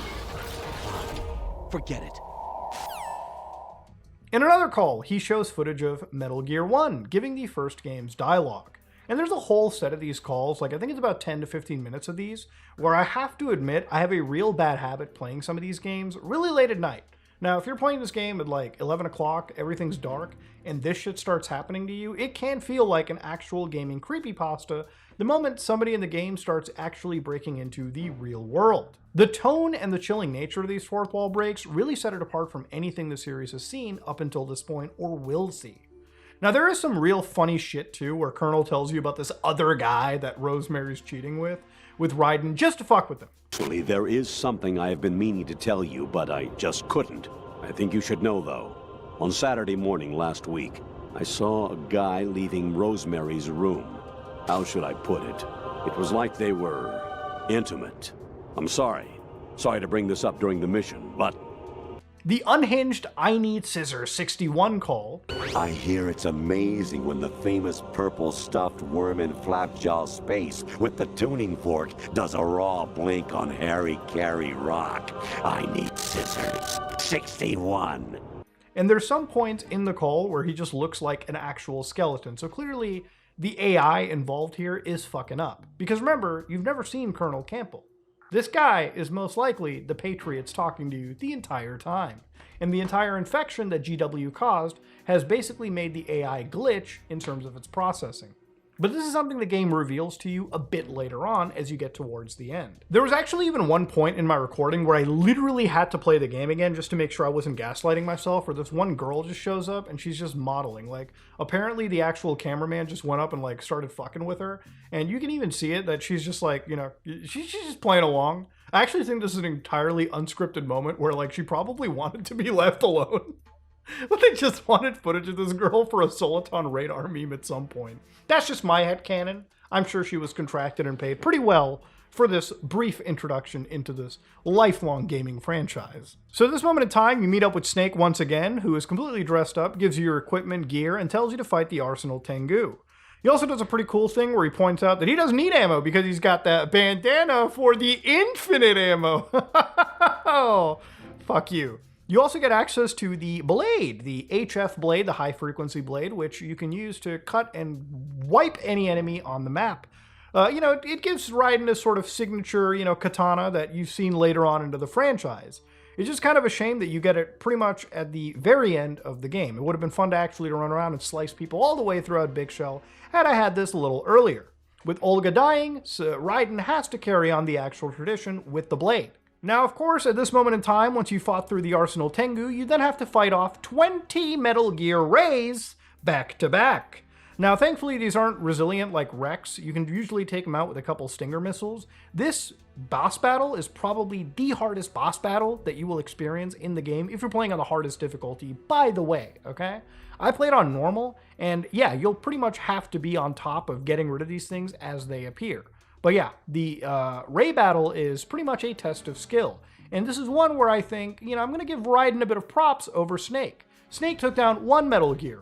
Raiden took down multiple amounts of Metal Gears, all within a fraction of 20 minutes. Now, one thing I don't know if Kojima tried to, like, retcon this, but I don't know. I thought because Rays were mass-produced at the time, they probably were, like, less durable than, like, the original Rex, which is what these Metal Gear Rays were designed to kill. But the one Metal Gear Ray that you fight in MGS4 pretty much is infinitely more durable than whatever you're fighting over here. So I thought it was interesting when I was, like, looking through my notes and researching for all this, and just plugging that connection together. Yeah, Raiden had it pretty easy, because if he was fighting against Ray of Metal Gear Solid 4, I actually think he would have been squashed maybe 20 seconds into the battle.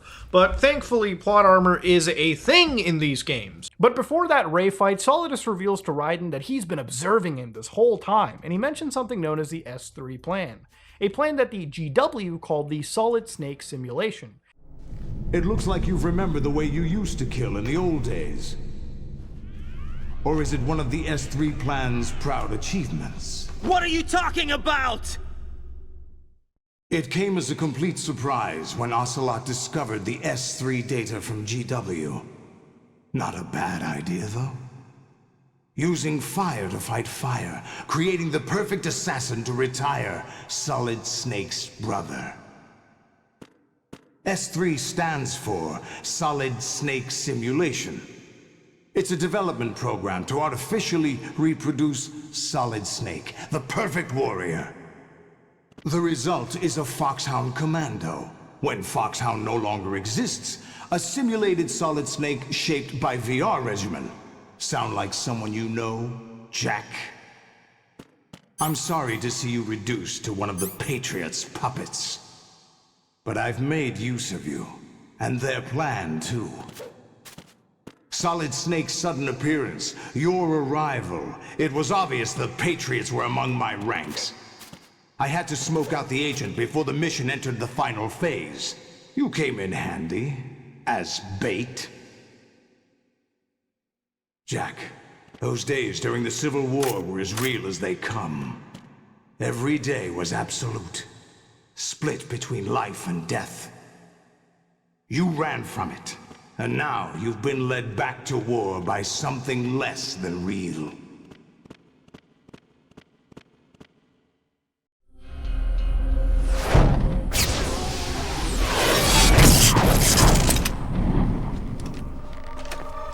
No more games, Jack. At least you know. There's no reason to keep you alive now.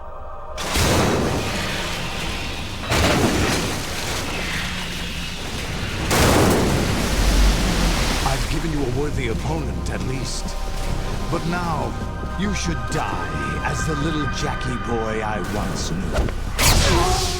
knew. A plan to create a perfect recreation of Solid Snake using something known as virtual reality. Solidus reveals that Raiden is, like him, just another pawn, a recreation of a former legend, all created using memetic information captured instead of the previous game's insistence on genetics. The GW virus has caused massive breakdowns in its AI's neural network, and Arsenal is effectively on a crash course and is out of control from seemingly everybody. After the actual Ray fight, you end up on top of Arsenal, being gripped by your dad, until it's revealed that Arsenal gear, and specifically the GW AI, is effectively lost. Solidus reveals to Fortune that his whole goal the entire time was a list of names that would have been hidden inside the GW AI, since if its job is to censor information, they probably want to be censoring the names of the Patriots. And Solidus would go through this list and effectively pick off each name one by one. Ocelot then throws the biggest curveball and says the S3 plan wasn't really designed to just create another Solid Snake. What exactly do you find so funny? Charades usually are humorous. I wouldn't have minded watching some more of it, but we're running a little short on time. What are you talking about? Everything you've done here has been scripted, a little exercise set up by us. Exercise? The S3 plan was conceived as a means to produce soldiers on par with Solid Snake. That's what I told you. But the VR training the boy was put through is not the meat of the project. You think this little terrorist incident is your own doing, Solidus? This is the S3 training kernel. An orchestrated recreation of Shadow Moses. What? Ames and the president's deaths. The ninja. The computer virus that mimics Foxdie. Did you really think they were all a coincidence? Ames' own nanomachines were used to shut down his pacemaker. I arranged for the appearance of the ninja as well.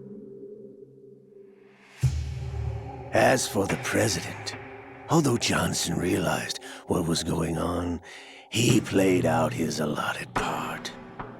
As for the computer virus, it's a digital counterpart of Foxdie. It was also designed to eliminate every scrap of information regarding the Patriots from GW. Your plan was invalidated even before execution, Solidus. Fatman was a different story.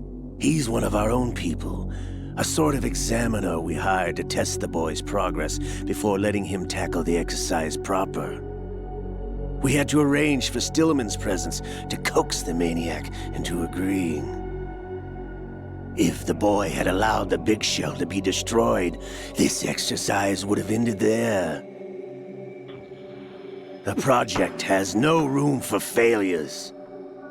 What do you mean? Given the right situation, the right story, anyone can be shaped into Snake. Even rookies can fight like men of experience. An instant creation of genius. And this training kernel would provide more than enough data to formulate such a program. You, Dead Cell, Olga, you're all nothing but pawns placed to create the perfect simulation. No, even everything up until this point is still apparently scripted. The S3 plan Ocelot reveals is meant to recreate Shadow Moses. Remember all those similarities that were from Metal Gear Solid 1 and even previous games? Yeah, those callbacks aren't just callbacks. The entire game of Metal Gear Solid 2 and everything you've been doing up until this point are all pieces to help recreate a scenario that resembles the events of Shadow Moses. The only part of this that wasn't in the simulation was Fatman, who was actually a part of the Patriots to actually capture Raiden's progress. See, if the bombs on the Big Shell had actually gone off, the whole plan would have been done right there. But because Raiden succeeded, the S3 plan went further and further. And it proved that in the right circumstances, in the right situations, when you have every card aligning, rookies like Raiden can fight like legends like Snake. And as the events of the game showcased, that actually was how it played out. So everything happening up until this point was meant to be a data gathering operation, meant to create that perfect program. Every character and their relationship, like for instance, Snake and Big Boss being father and son. When you have Solidus and Raiden, father and son, all of these were specifically isolated. Every member was cast in a way to recreate Shadow Moses down to a letter.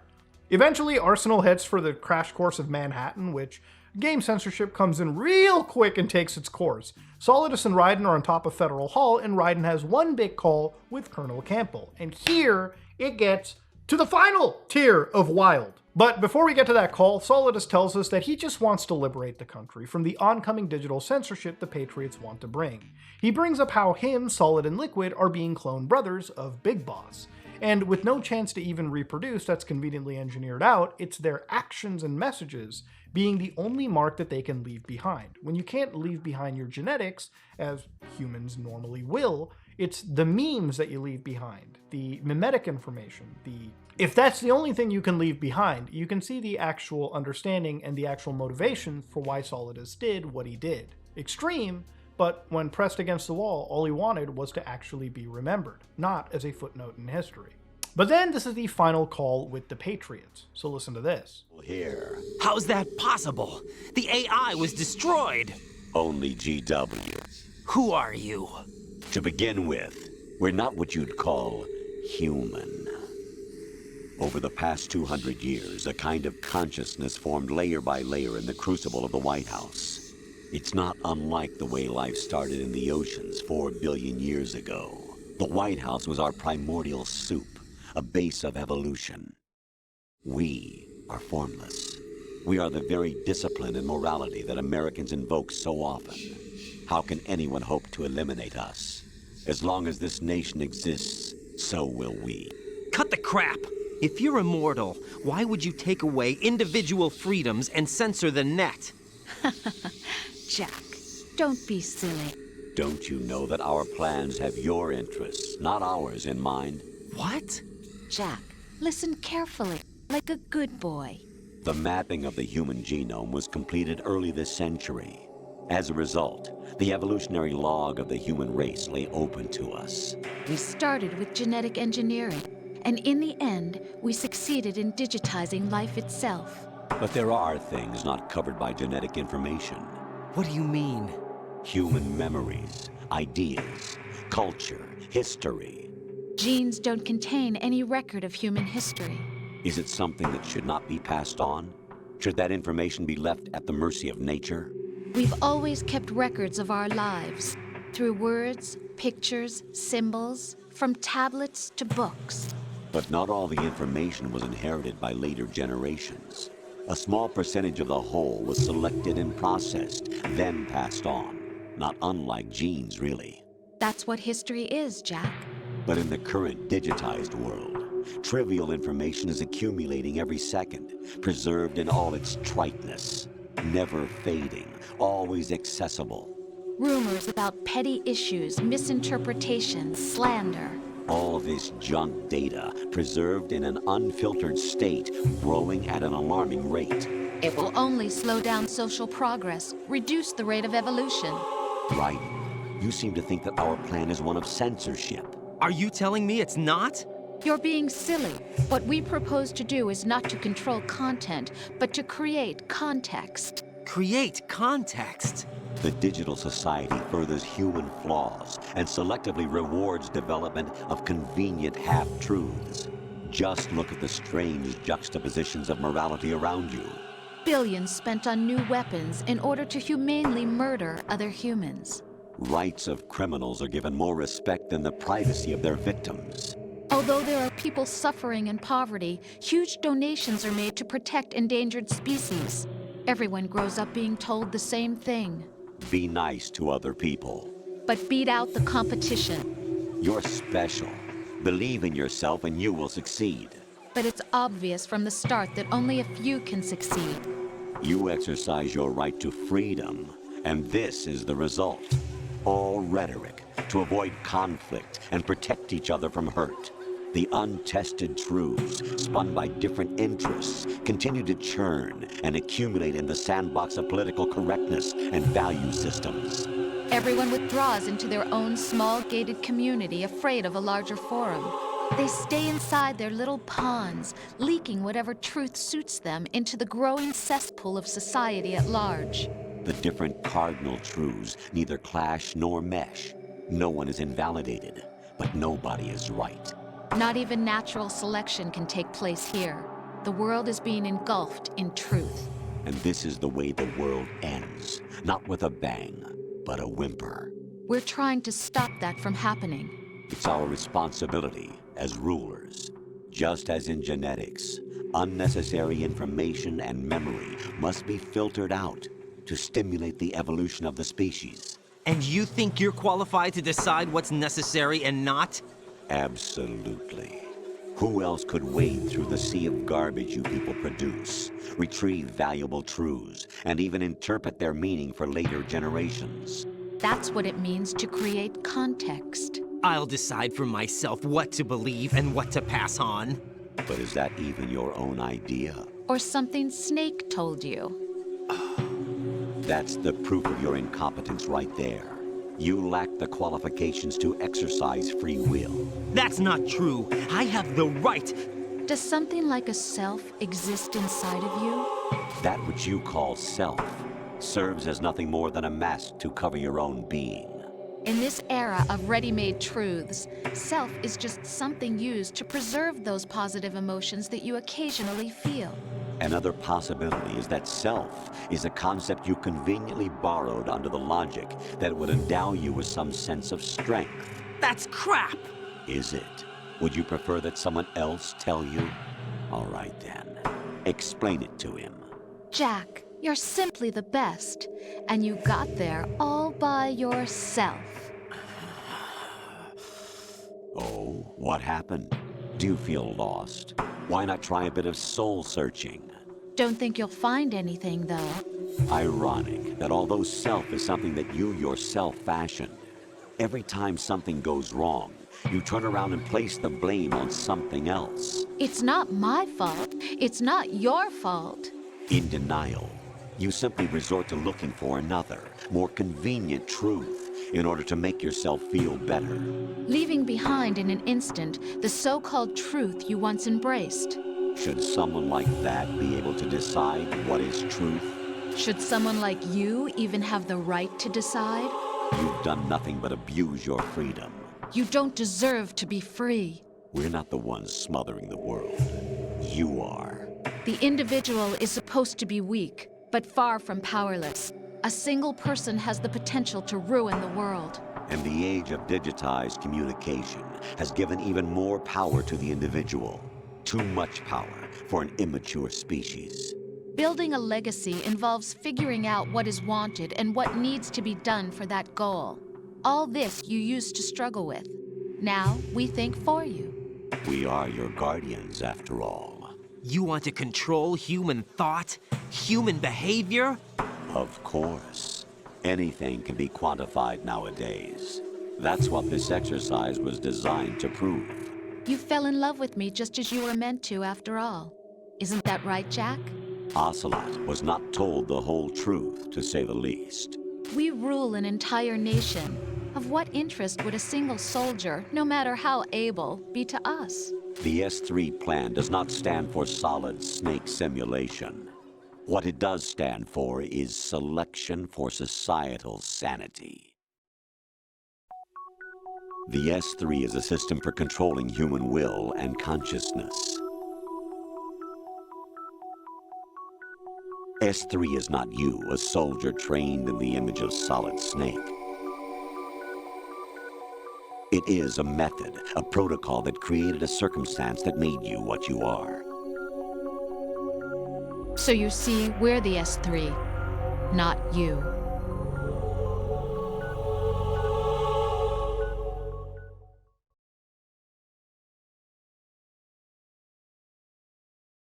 What you experienced was the final test of its effectiveness. That's crazy.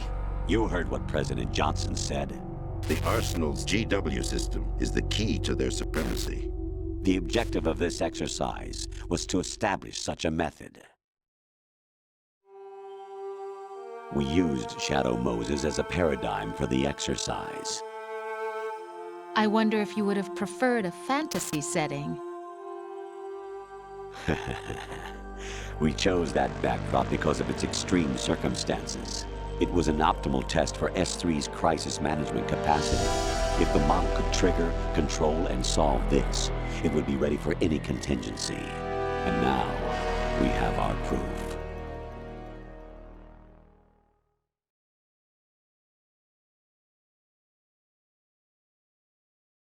Raiden, there are also reasons behind your selection. Solidus raised plenty of other child soldiers. Do you know why we chose you over them? It was because you were the only one who refused to acknowledge the past. All the others remember what they were and pay for it daily. But you turn your back on everything you don't like. You do whatever you like, see only the things you like, and for yourself alone. Yes, Rose can attest to that. You refused to see me for what I was. I lied to you, but I wanted to be caught. You pretended to be understanding, to be a gentleman. You never made a conscious attempt to reach out to me. The only time you did was when I gave you no choice but to do so. I was just trying not to... What? Trying not to hurt me? Dear, the one you were trying not to hurt was yourself. Avoiding the truth under the guise of kindness is all that you did. It occurred to you to do nothing but look out for yourself. Even if you claim that it was for my sake, that feeling was nowhere to be seen. In the end, everything was for your sake. I was never part of the picture. Exactly. exactly right. So you see, you're a perfect representative of the masses we need to protect. This is why we chose you. You accepted the fiction we've provided, obeyed our orders, and did everything you were told to. The exercise is a resounding success. Didn't I tell you that GW is still incomplete? But not anymore, thanks to you. Your persona, experiences, triumphs, and defeats are nothing but byproducts. The real objective was ensuring that we could generate and manipulate them. It's taken a lot of time and money, but it was well worth it considering the results. I think that's enough talk. It's time for the final exercise. Raiden, take Solidus down. Think again. I'm through doing what I'm told. Oh, really? Aren't you forgetting something? If you die, my child dies. The termination of vital signals from your nanomachines means the death of Olga's child. Not to mention the death of Rose. She's wired the same way. Rose, does she actually exist? Of course I do, Jack. You have to believe me. Damn! It will be a fight to the death. Solidus at least wants you dead. We will collect the necessary data from this last fight. Then we'll consider the exercise closed. So, Jack the Ripper, will it be Solidus, the Patriots' creation, or you, Solidus's creation? Our beloved monsters, enjoy yourselves. Like the last game, genetics played a huge role in being a casual factor for the determination of many of the previous game's characters, but genetics are, again, a set of rules passed on biologically by parents. Metal Gear Solid 2 decides to take Darwin's theory on memetic engineering in the same way. Our genes don't contain records of our culture, religion, and man-made inventions. The global financial institution, for example, is one of mankind's greatest social inventions. Law, the rule of law, democracy, the Constitution, various government systems, these aren't in our genetic information. This is not information we store in our blood, but it's rather something we store in our mind. And these are all tools that we have created, refined, and passed on through hundreds of years. Whether it be word of mouth, scholarly teaching, we ensure that these aspects of our society, what we hold near and dear, are passed through generation and generation. And we ensure that they're passed in a way where it's not corrupted. Where MGS2 was so profound is in pointing out the world we're in today. Kojima's future predictions can be kind of a bit of a hit or miss when you have him talk about things like, for example, nanomachines in MGS4, a scientific concept that's possible in theory, but it ultimately gets so overused to the point that it can be downright comical. It's not that nanomachines were impossible. I'm sure in the future injecting microprocessors into our bloodstreams and regulating basic functions could be possible maybe 10-15 years down the road for the military, but not in the technological future of 2014 that Metal Gear Solid 4 took place in. And that's not even going into the parasites and iDroid fuckery that permeated through the 1980s in Metal Gear Solid 5: The Phantom Pain. The Patriots AI wants to take the massive information we generate and sift out what's useful versus the information that is so apparent on the internet. Much like genetics, only the truthful gets weeded out. But how do you decide what truth is?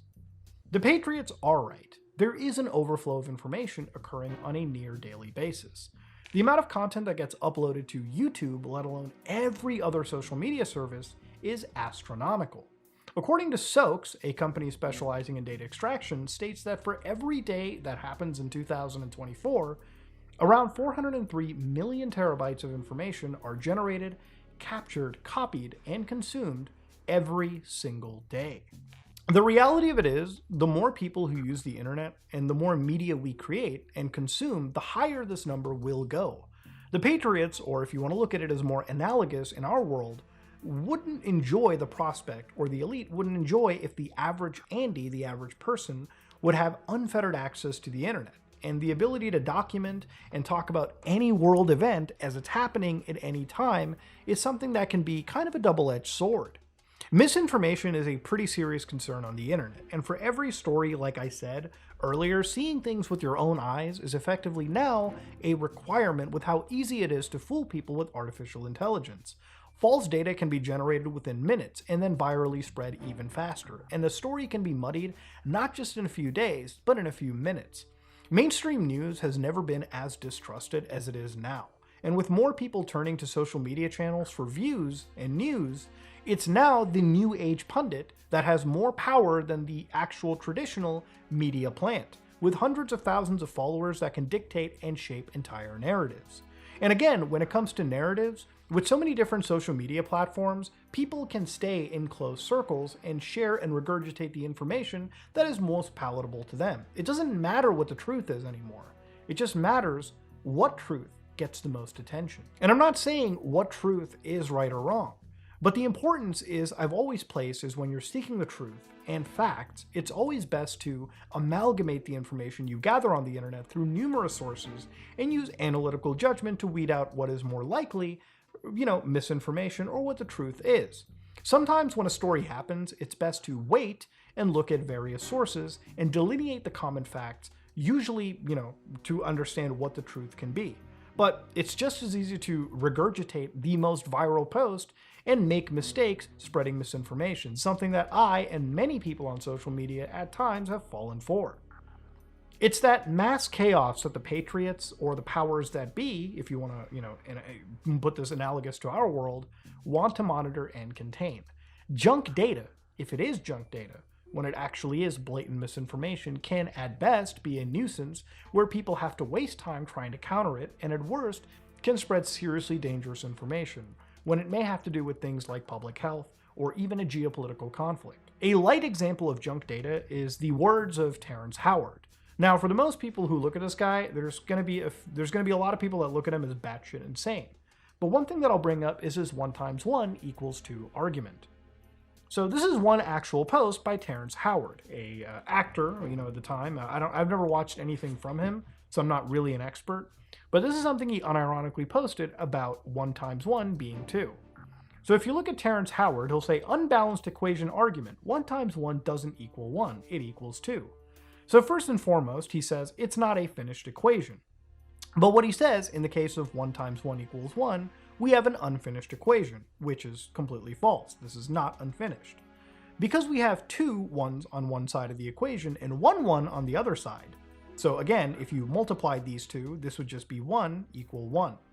So to attempt to balance the equation by first making sense of it, let's label relative factors. So at this point, he gives 1 a value of A, this one a value of B, and this one a value of C. So again, it's already wrong right over here. But Mutahar, how is it wrong? How is Terrence Howard wrong about this? How is going through all of this stuff going to be disproven? In multiplication, the best way to describe it is repeated addition, right? So in this case, when you have 1, this one value represents what you're actually repeatedly adding.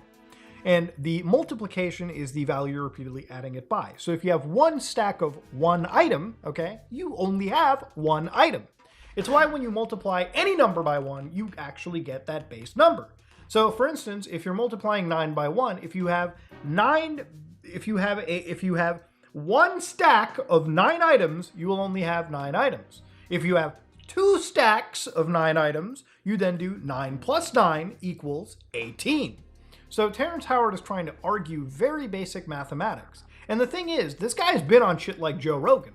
And of course, when you look further into this actual analysis, something that I would say 80% don't do, he starts going and talking about godlike figures like the Anunnaki and sky people and all this shit, okay? Apparently 6,000 years ago, this multiplication table was given, as if human beings didn't figure out how to repeatedly add shit together. Again, this is just one level of goofy misinformation.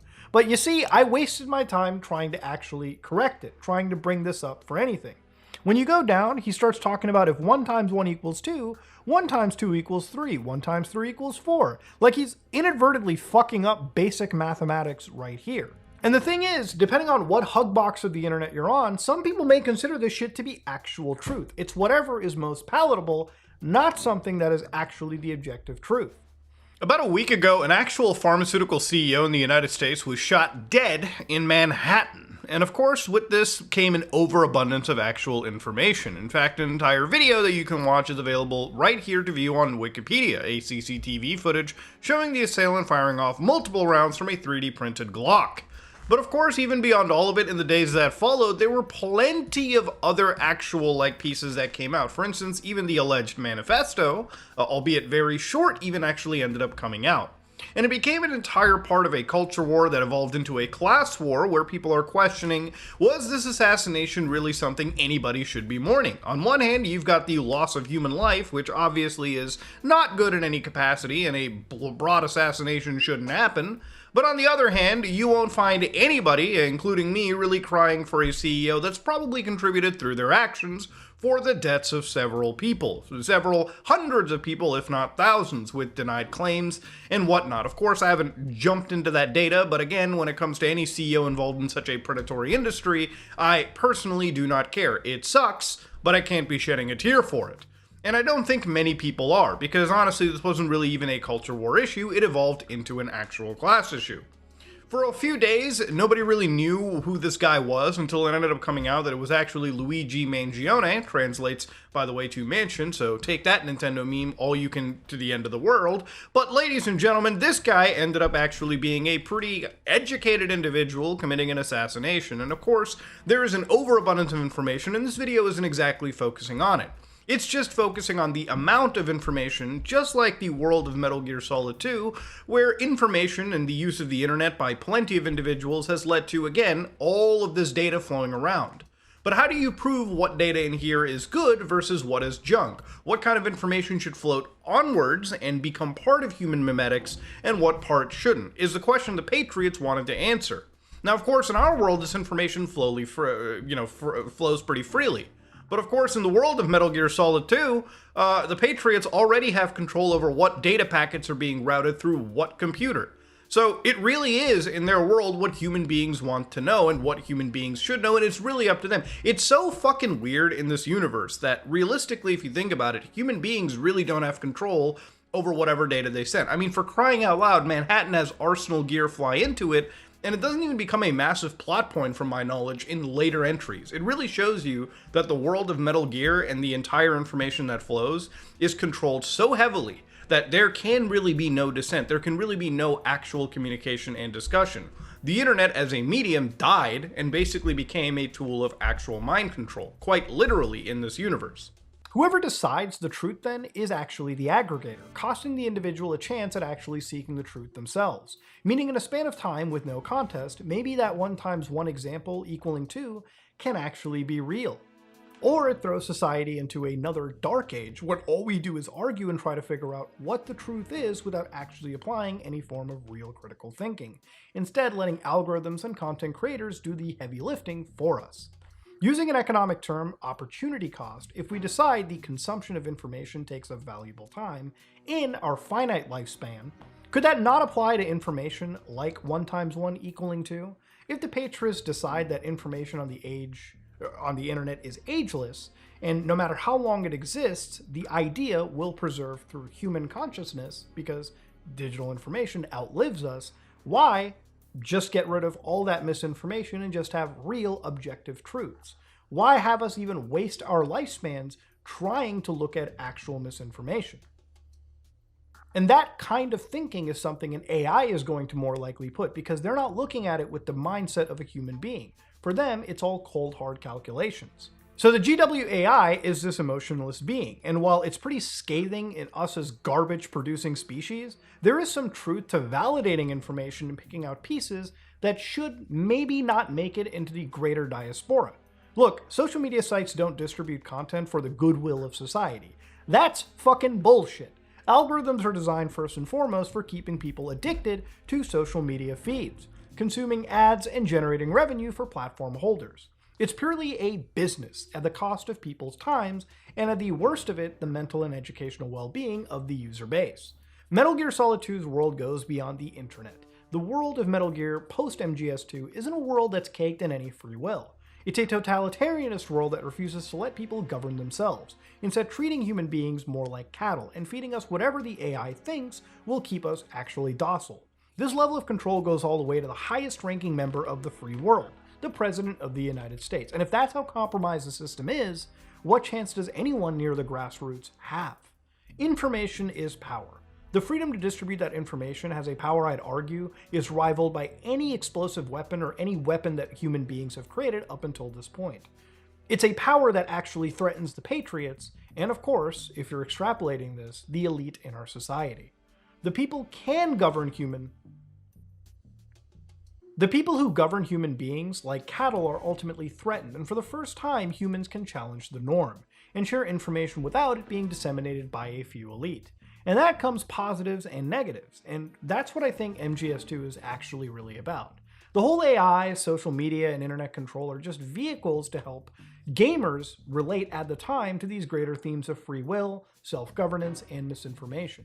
In MGS2's world, it's more a prediction of what happens when the methods of transmission we already use have been compromised.